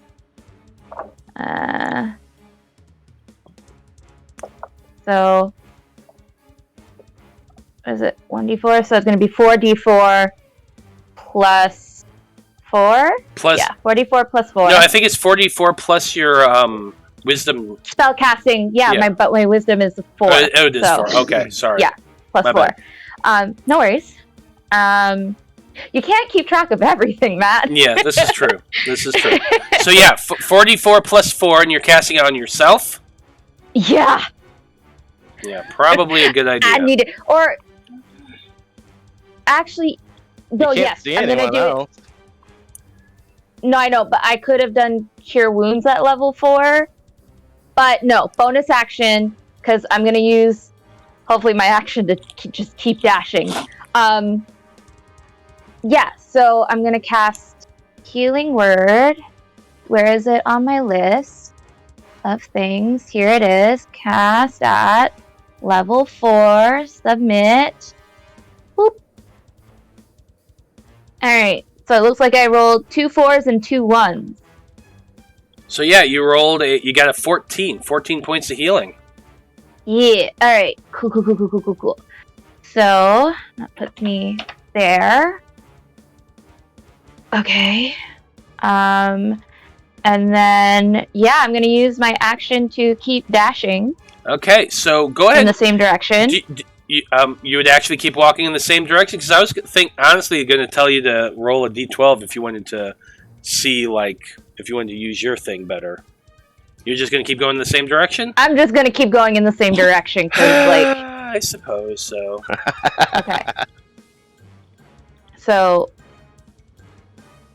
do I get my full 30 feet right now? Yeah, you would get your Yeah. full 30 feet because you're But using it's your half action speed to 'cause dash. it's rough terrain. Yes, it is half speeds because it's rough terrain.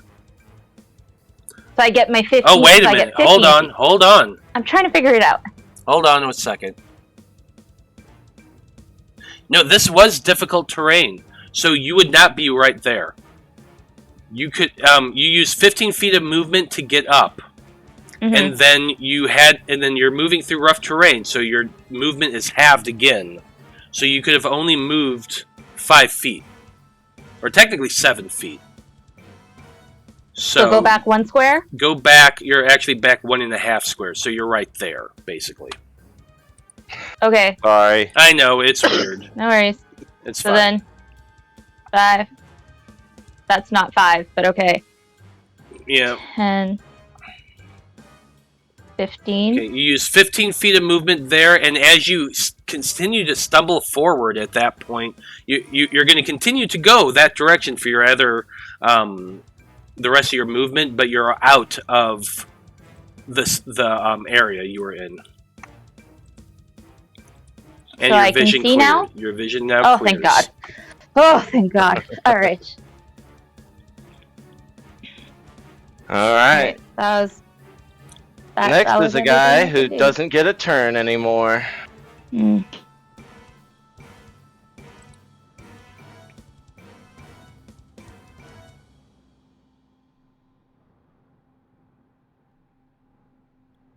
You have anything else you're doing? Are you moving or anything like that, Eloise, for the rest of your movement? That was everything. That was action, everything? bonus action, movement. That was everything. Okay. Then that's it for your turn. You have stepped outside of the big black dome that you can now see behind you.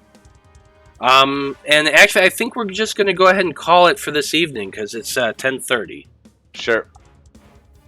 Still got a few things alive, but you're definitely looking better off than you were. So we will pick up this battle. I don't know about that. This is an intense fight, Matt. Yes, it was. Yeah, it was a little more Snakes in the intense. desert. Yeah. A lot of fun. Hope you had some fun with that one. I did, yeah. I'm My gonna go favorite back and part count how was much when- damage I did on that one turn. That was awesome for me. That My was favorite part was when insane. Eloise took 10 minutes to decide she was just going to wiggle a little bit. Yeah, that was my favorite part too. Love you, I Eloise. don't know. I like sucking that enemy down under the sand. That was sweet. Yeah. That was awesome. Oh, they're still down there too. So we'll find out what happens then. Yeah. We'll find out what happens with that here soon. But yeah, a lot of fun. Thank you everybody for playing. That was a lot of fun. I hope you enjoyed that intense battle. Thank you to everyone who watched. Very much appreciate you turning in. Look forward to having you back next week when we finish this battle and hopefully make it to Rowena. We'll find out soon. But on behalf of everybody here in the Faab Five, I just want to say once again, thank you for watching. Have a great evening, and we'll see you next week. Good night. Nice. Peace.